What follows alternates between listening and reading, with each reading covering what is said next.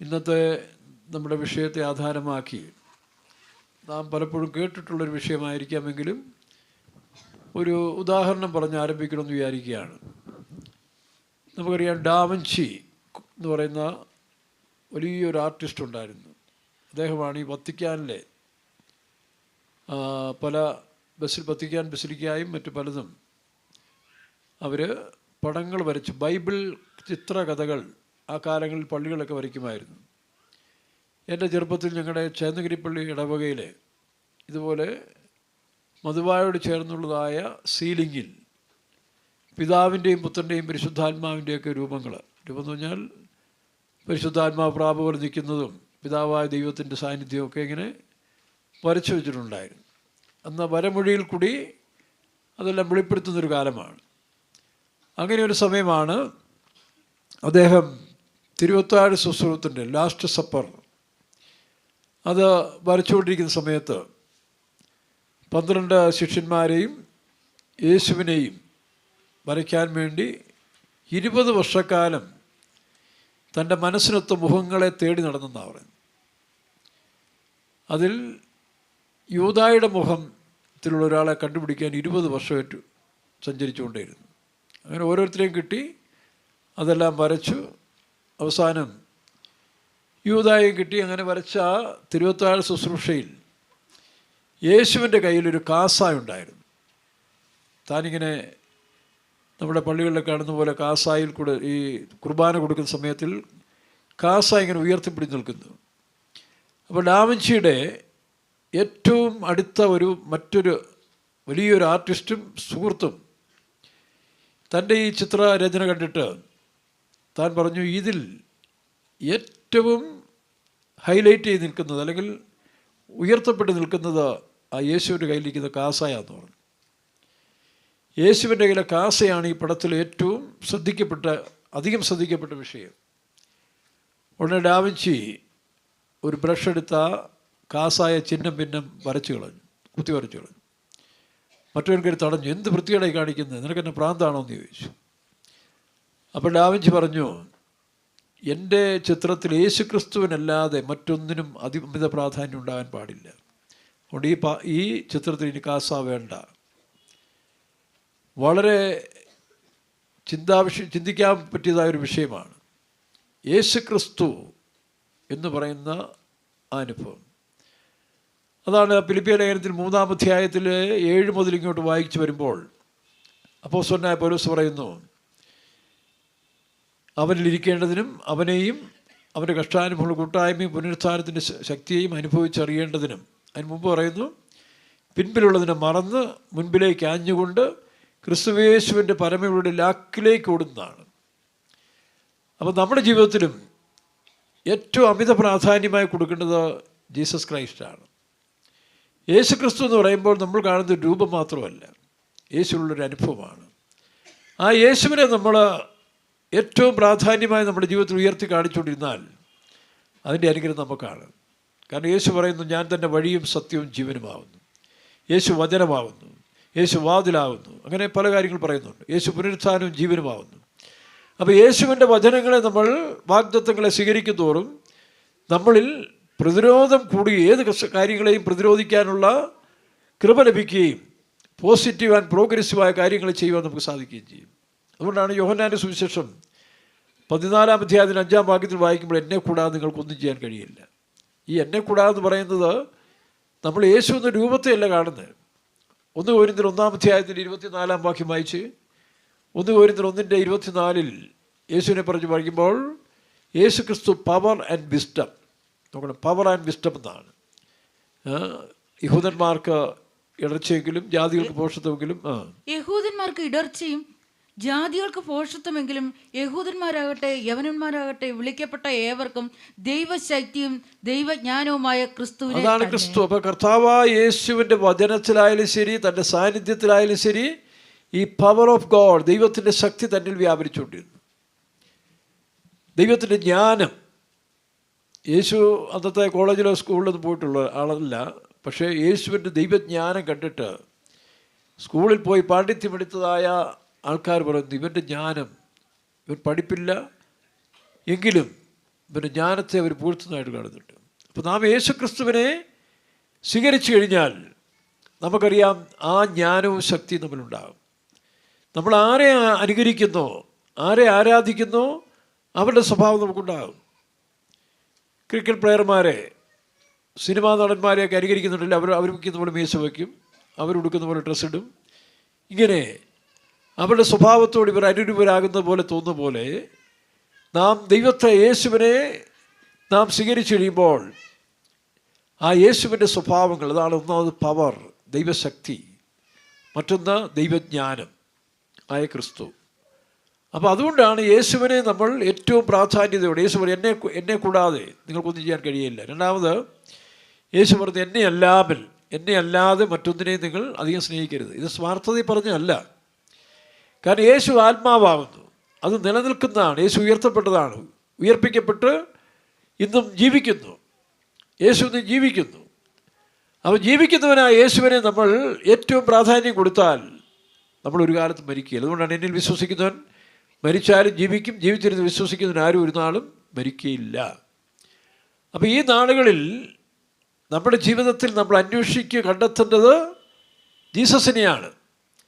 അപ്പോൾ ജീസസിനെ അന്വേഷിച്ച് പോയ ഒരു സ്ത്രീയെ നമുക്ക് കാണുന്നുണ്ട്. യോഹന്നാന്റെ സുവിശേഷം 20-ാം അധ്യായത്തിൻ്റെ 11-ാം വാക്യം മുതലാണെന്ന് തോന്നുന്നു.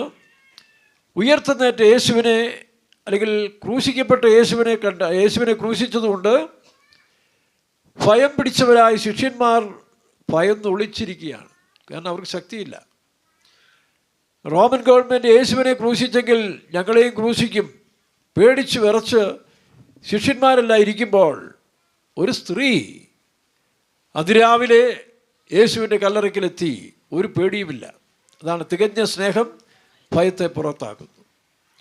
കാരണം അവളുടെ ജീവിതത്തിൽ നശിച്ച് ഇല്ലാതായ സമയത്തിൽ യേശു അവളെ സന്ദർശിക്കുകയും അവളുടെ 7 ഭൂതങ്ങളെ പുറത്താക്കി അവൾക്ക് സൗഖ്യവും രക്ഷയും കൊടുത്തു. പാപിനിയായ സ്ത്രീയെ യഹൂദന്മാർ കല്ലെറിയാൻ വന്നപ്പോൾ അവളെയും കർത്താവ് രക്ഷിച്ചു. സമൂഹത്തിൽ വെറുക്കപ്പെട്ടവനായ സക്കായുടെ വീട്ടിൽ രക്ഷ കൊടുത്തു. അപ്പോൾ ഇങ്ങനെയുള്ളവർ യേശുവിനെ അധികമായി സ്നേഹിക്കും. നിങ്ങളൊരു പക്ഷേ ചോദിക്കുക, ഈ പെന്തിക്കോസ്കാരെന്തിനെ യേശുവിനെ ഇങ്ങനെ വിളിച്ച് പറഞ്ഞു നടക്കുന്ന, ഇത്രയും വലിയ ശബ്ദത്തോടെ സ്തുതിക്കുന്നത്? അതുകൊണ്ട് അവരുടെ ജീവിതത്തിൽ കിട്ടിയ നന്മ കൊണ്ടാണ്. മാത്രമല്ല അവരിലിരിക്കുന്ന ഇൻസ്പിറേഷൻ. ഇപ്പോൾ പണ്ടൊരിക്കൽ ഞാൻ കേട്ടിട്ടുണ്ട് ഫുട്ബോള് നടത്തിക്കൊണ്ടിരിക്കുന്ന സമയത്തിൽ അർജൻറ്റീനക്കാരനായ മറഡോണ, അദ്ദേഹത്തിൻ്റെ പേര് മറഡോണ. അപ്പോൾ മറഡോണ ഇങ്ങനെ ഗോൾ അടിക്കുന്ന സമയത്തിൽ TV കണ്ടുകൊണ്ടിരുന്ന ഒരുത്തൻ, ഫുട്ബോൾ മാച്ച് ലോകകപ്പ് കണ്ടുകൊണ്ടിരുന്നവനാണ്.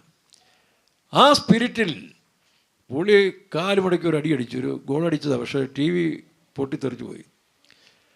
അപ്പോൾ അതൊരു ഇൻസ്പിറേഷൻ എന്ന് പറഞ്ഞ പോലെ ആത്മാവിൻ്റെ ഒരു ഇൻസ്പിറേഷനിലാണ് ഈ സ്നേഹവും സന്തോഷം വരുമ്പോൾ, സ്വർഗത്തിലെ സന്തോഷം വരുമ്പോൾ തുള്ളാതിരിക്കാൻ ഒക്കില്ല, ചാടാതിരിക്കാൻ ഒക്കത്തില്ല.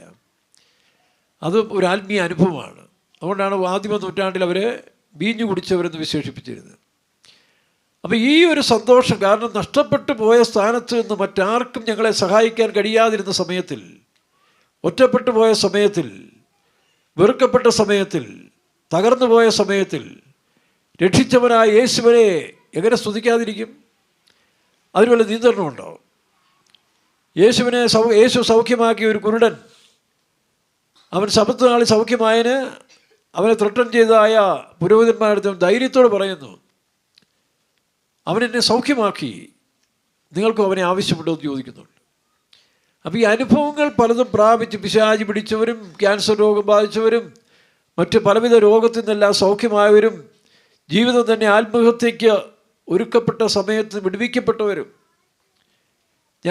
എനിക്ക് അനുഭവം ഉണ്ട്. എത്രയോ ആത്മഹത്യയ്ക്ക് ഞാനൊരിക്കൽ മുട്ടം ഭൈത്തോമിൽ അതിന് മുമ്പ് കഴിഞ്ഞ ദിവസം ഒരു യൗവനക്കാരനെ കുറിച്ച് പ്രാർത്ഥിക്കാൻ എന്നോട് ആവശ്യപ്പെട്ടു. മദ്രാസിൽ എയർപോർട്ടിൽ ജോലി ഉണ്ടായിരുന്നു. പക്ഷേ ഇപ്പോൾ തനിക്ക് ഒരു പ്രയാസമേറിയ രോഗം ബാധിച്ചിരിക്കുന്നതിനാൽ ജോലിയും പോയി. താൻ ഇച്ചിരി ബുദ്ധിമുട്ടിരിക്കുമ്പോൾ തൻ്റെ പിതാവ് എന്നോട് വിളിച്ച് പറഞ്ഞു പ്രാർത്ഥിക്കണം. അപ്പോൾ ഞാൻ ആ സഹോദരനെ വിളിച്ചു. അപ്പോൾ അദ്ദേഹം പറഞ്ഞു, ശരി, ഓക്കെ, എനിക്കങ്ങനെ വിശ്വാസമൊന്നുമില്ല, അവിശ്വാസവുമില്ല, ജോലി ചെയ്യണം, ജീവിക്കണം, അതാണ് പ്രധാനം. ദൈവം ഉണ്ടോ ഇല്ലെന്നുള്ള അന്വേഷിക്കേണ്ടത് എനിക്ക് ഇപ്പോൾ അത്യാവശ്യമുള്ള കാര്യമല്ല. തന്നെയല്ല, അങ്ങനെയുള്ള ഉപദേശങ്ങൾ ഞാൻ അധികം ഇഷ്ടപ്പെടുന്നുമില്ല എന്ന് പറഞ്ഞു. അപ്പോൾ ഞാൻ അവനോട് പറഞ്ഞു, നിനക്കൊരു സത്യം അറിയാവോ? നിൻ്റെ ഫ്ലാഷ് ബാക്ക് അല്ലെങ്കിൽ ബാക്ക്ഗ്രൗണ്ട് അറിയാമെന്ന് ചോദിച്ചു. കൂടുതലൊന്നും അറിയത്തില്ല. എൻ്റെ അപ്പൻ പെന്തിക്കോസിൽ പോയതായിട്ട് അറിയാം. അദ്ദേഹം ആദ്യം അച്ഛനാകാൻ പോയതാണ്. 6 വർഷം കഴിഞ്ഞപ്പോൾ തനിക്കെന്തോ ബുദ്ധിമുട്ട് തോന്നി. ശാരീരിക ക്ലേശങ്ങൾ നിമിത്തം താനെ അച്ഛൻ പട്ടം പോകാതെ ഉപേക്ഷിച്ച് തിരിച്ചു വന്നു. തിരിച്ചു വന്നിട്ട് ഹോസ്പിറ്റലൊക്കെ ആരംഭിച്ചു. തനിക്ക് ഹോസ്പിറ്റലിൽ പരാജയപ്പെട്ടു പോയി. അന്നത്തെ കാലത്തിൽ 10,000 കടം വന്നപ്പോൾ താൻ ആകെ നിരാശനായി. ഒരു സാധുവായ മനുഷ്യനാണ്, ശുദ്ധനാണ്. അപ്പോൾ തനിക്ക് എങ്ങനെ അതിനെ റിക്കവർ ചെയ്യണമെന്ന് അറിയാതെ നിരാശപ്പെട്ട് മുൻപോട്ട് പോകുന്ന സമയമാണ്. അപ്പോൾ ഞാനന്ന് 1988 ജനുവരി മാസം ഞാൻ പട്ടംകോളി എന്ന് പറഞ്ഞ സ്ഥലത്തുനിന്ന്, തൂക്കുപാലം പട്ടംകോളി സ്ഥലത്തുനിന്ന് മുട്ടത്തേക്ക് ട്രാൻസ്ഫറായി ചെന്നു. തൊടുപുഴ മുട്ടം ട്രാൻസ്ഫറായി ചെന്ന് മുട്ടം ഫൈത്തോം അവിടെ ഇങ്ങനെ ഞാൻ എൻ്റെ ഫ്രണ്ടിൽ ഡ്രസ്സ് ഊരാതെ നിൽക്കുകയാണ്.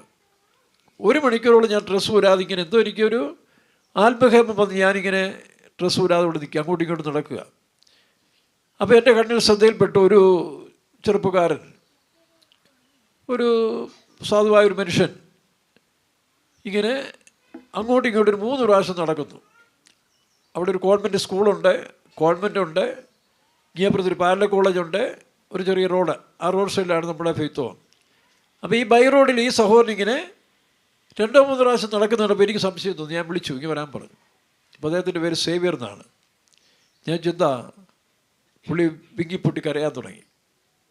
പുള്ളിയോട് പറഞ്ഞു, ഞാനിങ്ങനെ കടം കയറി, എൻ്റെ സമാധാനം നഷ്ടപ്പെട്ടു, എങ്ങനെ ജീവിക്കണമെന്ന് അറിയത്തില്ല, ആകെ നിരാശനായി, ഞാൻ ആത്മഹത്യ ചെയ്യാൻ തൻ്റെ ഒരു കുപ്പി വിഷവും കയ്യിലുണ്ട്. മേലുകാവ് എന്ന് പറയുന്ന ഒരു കാടുള്ള സ്ഥലത്ത് പോയി ആത്മഹത്യ ചെയ്യാൻ വേണ്ടി തൊടുപുഴയിൽ നിന്ന് ബസ് കയറി വന്നതാണ്. മേലുകാവിനും തൊടുപുഴയ്ക്കെടുക്കാണ് മുട്ടം. മുട്ടത്ത് വന്നപ്പോൾ ആരോ തന്നെ ബസ് ചെയ്ത് പിടിച്ചിറക്കുന്ന പോലെ തോന്നി. ഈ റോഡിൽ കൂടെ ആദ്യമായിട്ടാണ് ഇങ്ങനെ നടക്കുന്നതല്ലാതെ എനിക്കൊന്നും അറിയത്തില്ല. ഞാൻ 2 പ്രാവശ്യം നടന്നുകൊണ്ടിരിക്കുക. അപ്പോഴാണ് നിങ്ങൾ എന്നെ വിളിച്ചത്. അപ്പോൾ ഞാൻ അദ്ദേഹത്തെ വിളിച്ച് പ്രാർത്ഥിച്ചു. കുറേ മണിക്കൂറുകൾ എൻ്റെ കൂടെ ചിലവഴിച്ചു. തനിക്ക് സമാധാനമായി. അടുത്ത ദിവസം മീറ്റിങ്ങിന് വരാൻ തുടങ്ങി. താൻ സ്നാനപ്പെട്ടു, ദൈവകൃപയിൽ മുമ്പോട്ട് വരാൻ തുടങ്ങി. അങ്ങനെ ഇരിക്കുന്ന സമയത്താണ് മറ്റൊരു സഹോദരൻ ഇതേപോലെ, അദ്ദേഹം ഡോക്ടറാണ്, താനെ ഇതുപോലെ കടപ്രശ്നങ്ങളും പ്രയാസങ്ങളും നിരാശനായിരിക്കുന്ന സമയത്ത് ഒരു പരസ്യവും നടത്തിയപ്പോൾ താനും രക്ഷിക്കപ്പെട്ടു. ഇവരെ 2 പേരെയും ചേർത്ത് ഉടുമ്പൻചോല എന്ന് പറയുന്ന സ്ഥലത്ത്, ചെമ്മണ്ണാർ സ്ഥലത്തിൽ ഒരു ഹോസ്പിറ്റൽ ആരംഭിച്ചു. അപ്പോൾ ഈ ഡോക്ടറുടെ മാനേജറായിട്ട് തന്നെ നിയമിക്കുകയും വളരെ അത്ഭുതമായിട്ട് അത് വിജയിക്കുകയും തൻ്റെ കടഭാരങ്ങളെല്ലാം 2 കൂട്ടരുടെയും കടഭാരങ്ങൾ തീർക്കാൻ ആ ഹോസ്പിറ്റൽ മുഖാന്തരമാക്കി തീർത്തു. ഇപ്പോൾ ഡോക്ടർ അമേരിക്കയിലാണ്, സേവറിൻ്റെ മക്കളെല്ലാം വിദേശത്തുമുണ്ട്. അപ്പം ഞാൻ അതിനുശേഷം സേവറിന് ആ സമയത്ത് 2 പെൺമക്കളാണ്. അപ്പോൾ എന്നോട് പറഞ്ഞു 2 മക്കളുണ്ട്. ഞാൻ പറഞ്ഞു, എന്നാൽ ശരി, ഇനി പ്രാർത്ഥിക്കുക, നിർത്തണ്ട, ദൈവം കുഞ്ഞുങ്ങളെ തരുമല്ലോ, ഒരു ആൺകൊച്ചിനെ തരട്ടെ, നമുക്ക് പ്രാർത്ഥിക്കാം. അങ്ങനെ പ്രാർത്ഥിച്ചതിന് ശേഷം ഉണ്ടായതാണ് ഈ സഹോദരൻ. അവൻ്റെ പേര് സൗമ്യൻ എന്നാണ് കേട്ടോ. അവനിപ്പോൾ എയർപോർട്ടിൽ വർക്ക് ചെയ്തുകൊണ്ടിരിക്കുന്നു. അപ്പോൾ ഞാൻ പറഞ്ഞു, ഇതാണ് നിൻ്റെ ഉൽപ്പത്തിയുടെ, നിൻ്റെ അപ്പൻ ആത്മഹത്യയ്ക്ക് ഒരുങ്ങി, അവിടുന്ന് ദൈവം രക്ഷിച്ചു, ഒരാൺകുട്ടിക്ക് വേണ്ടി പ്രാർത്ഥിച്ചു, അങ്ങനെയാണ് നീ ഉണ്ടായത്. അവൻ സന്തോഷത്തോടെ പിന്നെ ഒന്നും മിണ്ടിയില്ല. പിന്നീട് ഒരു ഫിലോസഫിയും മിണ്ടാതെ ഞാൻ പ്രാർത്ഥിച്ചു, ഹൃദയം നൊന്ത് പ്രാർത്ഥിച്ച് ആ സഹോദരന് ദൈവം സൗഖ്യം കൊടുക്കട്ടെ, നിങ്ങളും പ്രാർത്ഥിക്കണം. അപ്പോൾ അങ്ങനെ എത്രയോ സന്ദർഭങ്ങളിൽ നോക്കണം, തകർക്കപ്പെട്ടും നിരാശപ്പെട്ടും ഇരിക്കുന്ന മനുഷ്യരെ കർത്താവ് രക്ഷിക്കുമ്പോൾ മറ്റെല്ലാം മറന്ന് യേശുവിൻ്റെ പിന്നാലെ വരികയാണ്. അതാണ് ഈ മഗ്ദലന സ്ത്രീയും. നമുക്കൊരു പാട്ടുണ്ടല്ലോ, തകർക്കപ്പെട്ട നേരത്തിലെല്ലാം എന്നെ ചേർത്തണച്ച കൃപയല്ലോ ഇത്, തകർക്കപ്പെട്ട നേരത്തിലെല്ലാം എന്നെ ചേർത്തണച്ച കൃപയല്ലോ ഇത്, കൃപയല്ലോ കൃപയല്ലോ മാറാത്ത നല്ല കൃപയല്ലോ മാറാത്ത നല്ല കൃപയല്ലോ, കൃപയത്രേ എന്നെ താങ്ങിടുന്നത്, നിന്റെ കൃപയത്രേ എന്നെ താങ്ങിടുന്നത്, നിന്റെ കൃപയത്രേ എന്നെ താങ്ങിടുന്നത്, നിന്റെ കൃപയത്രേ എന്നെ. ഇതാണ് എൻ്റെ സന്തോഷം. ഇങ്ങനെ ഇപ്പം എൻ്റെ ജീവിതത്തിൽ അങ്ങനെയല്ലേ, 19 വയസ്സിൽ തകർക്കപ്പെട്ട നേരത്തിൽ യേശു എന്നെ രക്ഷിച്ചതുകൊണ്ട് ഇന്നും മുഴുഹൃദയത്തോടെ കർത്താവിന് വേണ്ടി പ്രവർത്തിക്കുകയും സേവിക്കുകയും ചെയ്യുകയാണ്. ഈ അനുഭവം പ്രാപിച്ചവരാണ് പലരും പെന്തിക്കോസ്റ്റിൽ വന്നുകൊണ്ടിരുന്നത്. എന്നാൽ ചില രീതിയിലേക്ക് കർത്താവിനെ പിൻപറ്റിയതിൽ 12 യൂദായുണ്ടല്ലോ, ലോകത്തിൻ്റെ ചിന്തയും ദ്രവ്യാഗ്രഹത്തിൻ്റെ പിന്നാലെ പോയി അവരെ സാത്താൻ വഞ്ചിച്ച് പോകുന്നവർ, അവരെല്ലാം നമ്മുടെ മാതൃക. അങ്ങനെ 1000 പേരുണ്ടെങ്കിൽ അതിനകത്ത് 100 പേര് യൂദാസുകൾ കാണും. അവരറിഞ്ഞുകൊണ്ടല്ല, അവരെ പിശാച് വഞ്ചിക്കുകയാണ് ചെയ്യുന്നത്. അപ്പം അങ്ങനെയുള്ളവരെ കാണിച്ചുകൊണ്ട് ഈ മാർഗം തെറ്റാണെന്ന് പറയുന്നു. അല്ലെങ്കിൽ മുന്നിൽ നിന്ന് പ്രവർത്തിക്കുന്നവരെ അവരുടെ ഏതെങ്കിലും ഒരു ചെറിയ കാര്യങ്ങൾ കണ്ടുകൊണ്ട് അവരെ വിമർശിച്ച് ഇല്ലാതാക്കാൻ ശ്രമിക്കരുത്. കാരണം അവരിതിനെല്ലാം വേണ്ടി ജീവൻ കൊടുത്തു പോകുന്നവരാണ്. ഇപ്പോൾ നമുക്കറിയാം, നമ്മുടെ വേലയിൽ തന്നെ മുന്നിൽ നിൽക്കുന്ന പാസ്റ്റർമാരെല്ലാം കണ്ടിട്ടില്ലേ. ഇപ്പോൾ pastor Abraham, pastor M T. Thomas, pastor Jayam എത്രയോ നല്ല തീക്ഷ്ണതയോടെ ആത്മാർത്ഥതയോടെ വലിയ വലിയ അവസ്ഥയിൽ നിന്ന് ഇറങ്ങി താഴോട്ട് വന്ന് ഈ വേലയ്ക്ക് വേണ്ടി ജീവൻ കൊടുക്കുന്നു. അങ്ങനെ എത്രയോ പെന്തിക്കോസിലുണ്ട്. മറ്റു പെന്തിക്കോസിലൊക്കെ നല്ല മനുഷ്യർ തങ്ങളുടെ ജീവൻ കൊടുത്ത് വേല ചെയ്യുന്നു. അവരെല്ലാം പൊതുവിലിട്ട് വിമർശിച്ച് ഇല്ലാതാക്കുന്നത്, അല്ലെങ്കിൽ അങ്ങനെ ഇല്ലാതാകില്ല. പിന്നെ ഒരു ഭാഗം വിമർശനം നല്ലതാണ്.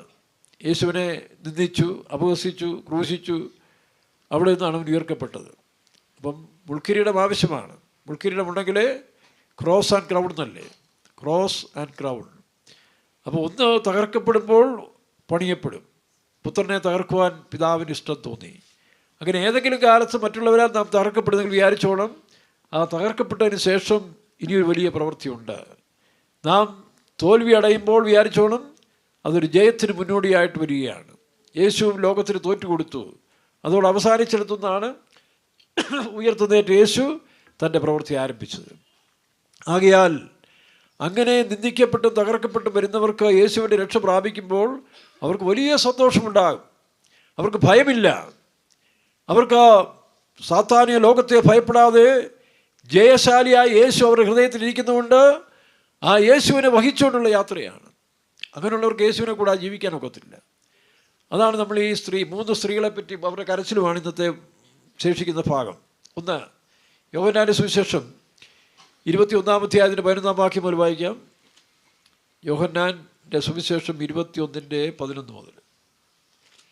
ശിമോൻ പത്രോസ് കയറി 20-ന്റെ. എന്നാൽ മറിയ കല്ലറയ്ക്ക് പുറത്ത് കരഞ്ഞുകൊണ്ട് നിന്നു. മറിയ കല്ലറയ്ക്ക് പുറത്ത് കരഞ്ഞുകൊണ്ട്, യേശു അടക്കപ്പെട്ട് ഉയർത്തുന്നതിൻ്റെ ദിവസം ഞായറാഴ്ച, അല്ലെങ്കിൽ ആഴ്ചവിടുന്നതിന് 1-2, അല്ലെങ്കിൽ ഈ പറഞ്ഞ പോലെ ഉയർപ്പിക്കപ്പെട്ട ദിവസം ഞായറാഴ്ച എന്ത് ചെയ്തു? വായിക്കാം. കരയുന്നിടയിൽ അവൾ കല്ലറയിൽ കുനിഞ്ഞു നോക്കി യേശുവിന്റെ ശരീരം കിടന്നിരുന്നു. ഇവിടെ മറിയ കരയുന്നു. യേശു തൻ്റെ ക്രൂശീകരണ സമയത്തിൽ യേശു ഇങ്ങനെ പറയുണ്ടായി, നിങ്ങളുടെ കുഞ്ഞുങ്ങളെയും നിങ്ങളെ ഓർത്ത് കരയുവിൻ. അപ്പം അവസാന കാലത്തിൽ ദൈവമക്കളായ നമുക്കും ഒരു വലിയ കരച്ചിലുണ്ടാകണം. ലോകം കരയാൻ പോവുകയാണ്. ഇന്ത്യ ഉൾപ്പെടെയുള്ള പലയിടത്തും വലിയ നാശനഷ്ടങ്ങൾ ഉണ്ടാകാൻ പോവുകയാണ്. എല്ലാവരും ഇങ്ങനെ അണുബോംബ് വെച്ചുകൊണ്ടിരിക്കുക.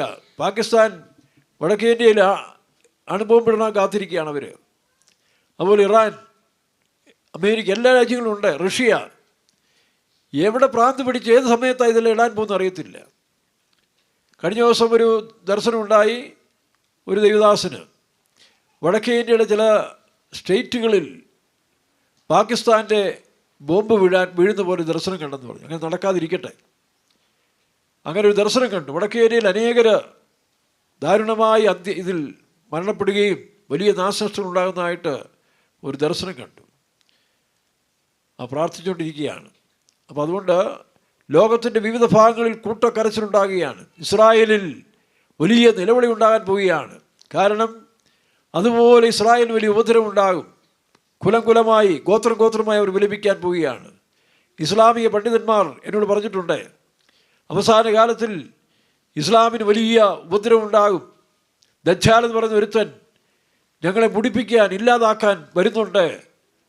അവനെ ജയിക്കുവാൻ മശിയ ഈസാ നബി വന്നാണ് ഞങ്ങളെ രക്ഷിക്കുന്നതൊക്കെ ഞങ്ങൾ തമ്മിൽ സംസാരിക്കും ചില മതപണ്ഡിതന്മാർ, മുസ്ലിംസ് പറഞ്ഞിട്ടുണ്ട്. ഇതെല്ലാം ലോകത്തിൽ സംഭവിക്കാൻ പോവുകയാണ്. എന്നാൽ അതിനു മുമ്പ് ദൈവമക്കളുടെ വീണ്ടെടുപ്പ് നടക്കുമെന്നൊരു സത്യം നമ്മൾ അറിഞ്ഞിരിക്കണം. അതുകൊണ്ട് ആ വീണ്ടെടുപ്പിന് മുൻപ് നാം നിലവിളിക്കുന്നവരായി തീരണം. അതിന് 3 എക്സാമ്പിളുകൾ തരികയാണ്.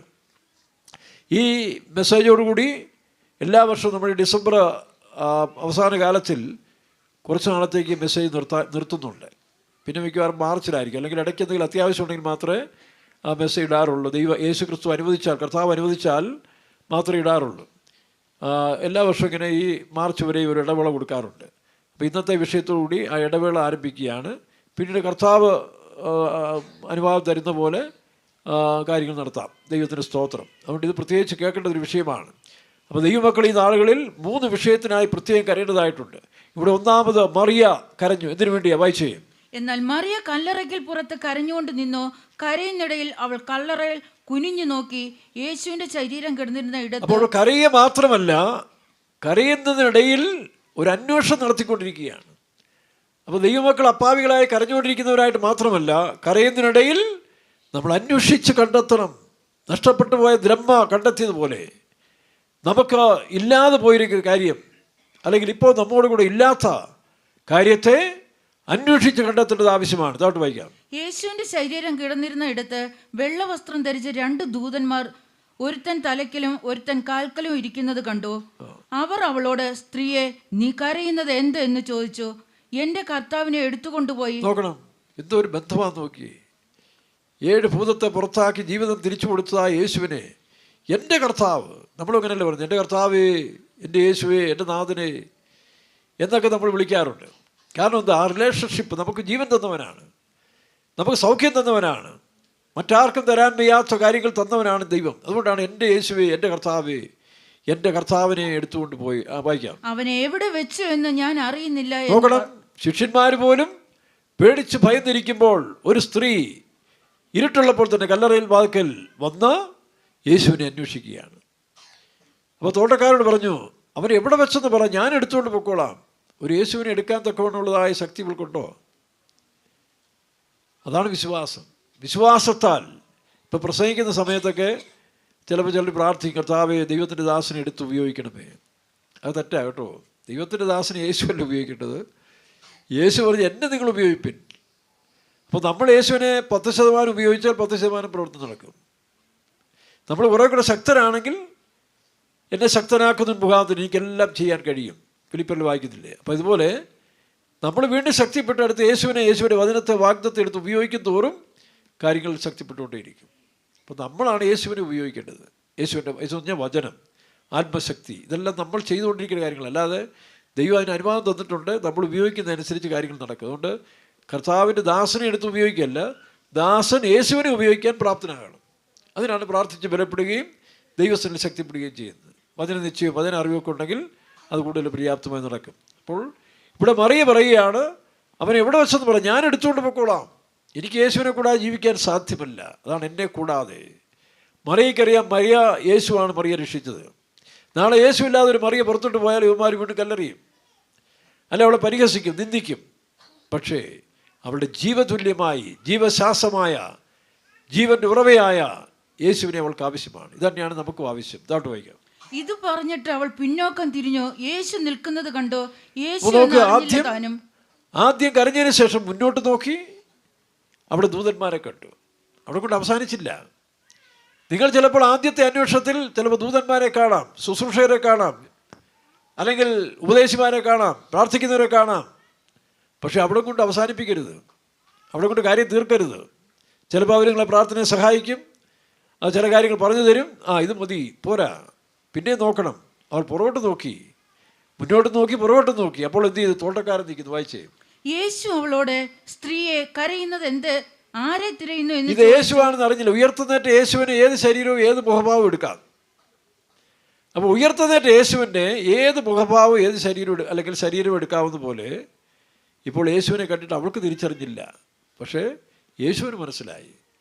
വായിക്കാം. യേശു ഒന്നും അറിയാത്തവരെ പോലെ ചോദിക്കുന്നു, നീ എന്ത് തിരിയുന്നു? വായിക്കാം. യേശു അവളോട്, സ്ത്രീയെ, നീ കരയുന്നത് എന്ത്? ആരെ തിരയുന്നു എന്ന് ചോദിച്ചു. പ്രിയരെ, നാമും ദൈവസന്നിധിയിൽ കരയുമ്പോൾ നമ്മുടെ കരച്ചിലിന് മറികടക്കാത്തവനായ ഒരു യേശു ഉണ്ടെന്ന് ഓർത്തോണം. മറ്റാർക്കും നിങ്ങളെ സഹായിക്കാൻ കഴിയാതെ വരും. ഞാനൊരിക്കൽ മദ്രാസിൽ വൈറസ് ഫീവർ സീരിയസ് ആയിട്ട് കിടക്കുകയാണ്. ആ സമയത്ത് ദിവസത്തിൽ 24-25 പേര് അതിന് ചുറ്റുപാടും വൈറസ് ഫീവർ ഒന്ന് മരിച്ചു. അനേകർ മരിച്ചുകൊണ്ടിരിക്കും. കോവിഡ് പോലൊരു മരണം ഉണ്ടായിക്കൊണ്ടിരിക്കുന്ന സമയത്താണ് ഞാൻ പല രോഗികൾക്ക് വേണ്ടി പ്രാർത്ഥിച്ചു വന്ന അവസാനം വൈറസ് ഫീവർ എനിക്കുണ്ടായി. ഞാനിങ്ങനെ വിറച്ച് അസ്വസ്ഥനായി മരണതുല്യം കിടക്കുമ്പോൾ എനിക്ക് വേണ്ടി പ്രാർത്ഥിക്കാൻ വേണ്ടി ഒരു പാസ്റ്റർ വന്നതാണ്, ഒരു സെൻട്രൽ പാസ്റ്റർ വന്നതാണ്. ഞാൻ അദ്ദേഹത്തിൻ്റെ അസിസ്റ്റൻ്റാണ്. അപ്പുറത്തെ ബിൽഡിങ്ങിൽ നിന്ന് വന്ന് എനിക്ക് വേണ്ടി പ്രാർത്ഥിക്കാൻ വന്നപ്പോൾ താൻ വേറെ ആരുടെ വിസിറ്റേഴ്സ് വന്ന് അവരോട് സംസാരിച്ചിട്ട് പോയപ്പോൾ സെൻട്രൽ മദർ പറഞ്ഞു, ചെറിയാകുഞ്ഞിന് പ്രാർത്ഥിക്കാൻ വന്നതല്ലേ. ഓ, അവന് വേണ്ടി പ്രാർത്ഥിക്കേണ്ട, അവന് ദൈവമായിട്ട് വലിയ അടുപ്പമുള്ളവനാണ് എന്ന് പറഞ്ഞ് പുള്ളി പോയി. ഞാനിത് കേട്ടു. എനിക്ക് ആദ്യം വിഷമം തോന്നിയെങ്കിൽ തൻ്റെ വാക്കിന് വിലയുണ്ടെന്ന് എനിക്ക് തോന്നി, കാരണം ദൈവമായിട്ട് അടുപ്പമുള്ളവൻ. അപ്പോൾ ഞാൻ ഒന്നുകൂടെ ദൈവത്തോട് അടുത്തു. നോക്കണം, ഞാൻ അടുത്തുകൊണ്ട് ഈ സമയത്ത് ദൈവം ഒരു ദൂതനെ അയച്ചു. ആ ദൂതൻ വന്ന് എൻ്റെ അടുത്തിരുന്ന് സംസാരിക്കുകയും അദ്ദേഹം എനിക്ക് വേണ്ടി പക്ഷപാതം ചെയ്ത് പ്രാർത്ഥിക്കുകയും ചെയ്തു. നടന്ന സംഭവം കേട്ടോ, അത്ഭുത സൗഖ്യം ഉണ്ടായി. അത്ഭുത സൗഖ്യം പ്രാപിച്ച് രാത്രി പ്രാർത്ഥന അറ്റൻഡ് ചെയ്യേണ്ട ഞാൻ പ്രാർത്ഥിക്കുക അല്ലെങ്കിൽ അത് വന്നപ്പോൾ 10-24 സഹോദരന്മാർ വന്നു. ഇപ്പോൾ നമ്മുടെ വിശ്വാസികൾ പല രോഗികളായിട്ട് കിടക്കുക. എനിക്ക് ക്ഷീണിതനായതുകൊണ്ട് പോകാൻ സാധിക്കാത്തതുകൊണ്ട് ഈ 24 പേരെയും ഞാൻ പ്രാർത്ഥിച്ചു. 2 പേരായിട്ട് പല വീടുകളിലേക്ക് അയച്ചു. പോയി പ്രാർത്ഥിക്കാൻ പറഞ്ഞു. അവർ പോയി പ്രാർത്ഥിച്ചു. ആ രോഗികളെ പലരെയും ആ വിശ്വാസികൾ സൗഖ്യമാക്കി എഴുന്നേറ്റ് വരാനിടയായി. ഇതാണ് ദൈവത്തിൻ്റെ പ്രവൃത്തി എന്ന് പറയുന്നത്. അപ്പോൾ നമ്മൾ അങ്ങോട്ട് നോക്കി ഇങ്ങോട്ട് നോക്കുന്നതല്ല വിഷയം. നമുക്ക് ആവശ്യമുള്ളവരെ കണ്ടെത്തും വരെയും നിങ്ങൾ അന്വേഷിപ്പിൻ കണ്ടെത്തും വരെയും നോക്കണം. അങ്ങനെ പറഞ്ഞിരിക്കുന്നത്. യോഹന്നാൻ ഇത് ലൂക്കോസ് സുവിശേഷം 15-ാം അധ്യായത്തിൻ്റെ 8-ാം വാക്യത്തോട്ട് വായിക്കുമ്പോൾ ആ ദ്രഹ്മ നഷ്ടപ്പെട്ടു കഴിഞ്ഞപ്പോൾ അത് കണ്ടെത്തും വരെയും അവർ അന്വേഷിച്ചെന്നാണ്. ഇതുപോലെ ഉത്തമഗീതം 3-ാം അധ്യായത്തിൽ നഷ്ടപ്പെട്ട മണവാളനെ തേടി ഇറങ്ങി കാവൽക്കാരെ കണ്ടു. അതിനുശേഷം 3-ാം അധ്യായം വായിച്ചറിയാം, മുന്നോട്ട് ചെല്ലുമ്പോൾ വീണ്ടും അന്വേഷിച്ച് യേശുവിനെ കണ്ടെത്തി അവനെ പിടിച്ചുകൊണ്ട് വന്നതാണ്. പൗലോസ് പറയുന്നത്, ഞാൻ ക്രിസ്തുയേശുവിനാൽ പിടിക്കപ്പെട്ടതിനാൽ അത് തന്നെ പിടിക്കാമോ എന്ന് വെച്ച് എല്ലാം ഉപേക്ഷിച്ച് അമർന്നിടുന്നു. അങ്ങനെ മറിയ എന്ത് ചെയ്ത് അന്വേഷണം നടന്നുകൊണ്ടിരിക്കുകയാണ്. വായിക്കാം. അവൻ തോട്ടക്കാരൻ എന്ന് നിരൂപിച്ചിട്ട് അവൾ, യജമാനെ, നീ അവനെ എടുത്തുകൊണ്ട് പോയി എങ്കിൽ അവനെ എവിടെ വെച്ചു എന്ന് പറഞ്ഞു തരിക. നോക്കുക, അന്വേഷണത്തിൻ്റെ ഭാഗമാണ്. പക്ഷേ സംസാരിക്കുമ്പോൾ നമ്മൾ ചിലപ്പോൾ വിഡ്ഢിത്തരം പോലെ തോന്നാം. പക്ഷേ വിഡ്ഢിത്തരമല്ല. ആവശ്യബോധത്തോടെ അവർ കാണുന്നവരൊക്കെ ചോദിക്കട്ടെ, യേശുവിൻ്റെ എനിക്ക് യേശുവിനെ കൂടെ ജീവിക്കാൻ കഴിയില്ല. യേശു എന്ന് പറഞ്ഞ വചനം, ആത്മനിറവ്. ഈ കാലത്തുള്ളൊരു വിശ്വാസിക്ക് യേശു എന്ന വചനവും യേശു എന്ന ആത്മനിറവും കൂടാതെ ജീവിക്കാൻ സാധ്യമല്ല. അതാണ് യേശു. അപ്പോൾ വീണ്ടും തോട്ടക്കാരോട് ചോദിച്ചു. വായിക്കാം. അവൾ, യജമാനെ, നീ അവനെ എടുത്തുകൊണ്ട് പോയി എങ്കിൽ അവൻ എവിടെ വെച്ചു എന്ന് പറഞ്ഞു തരിക.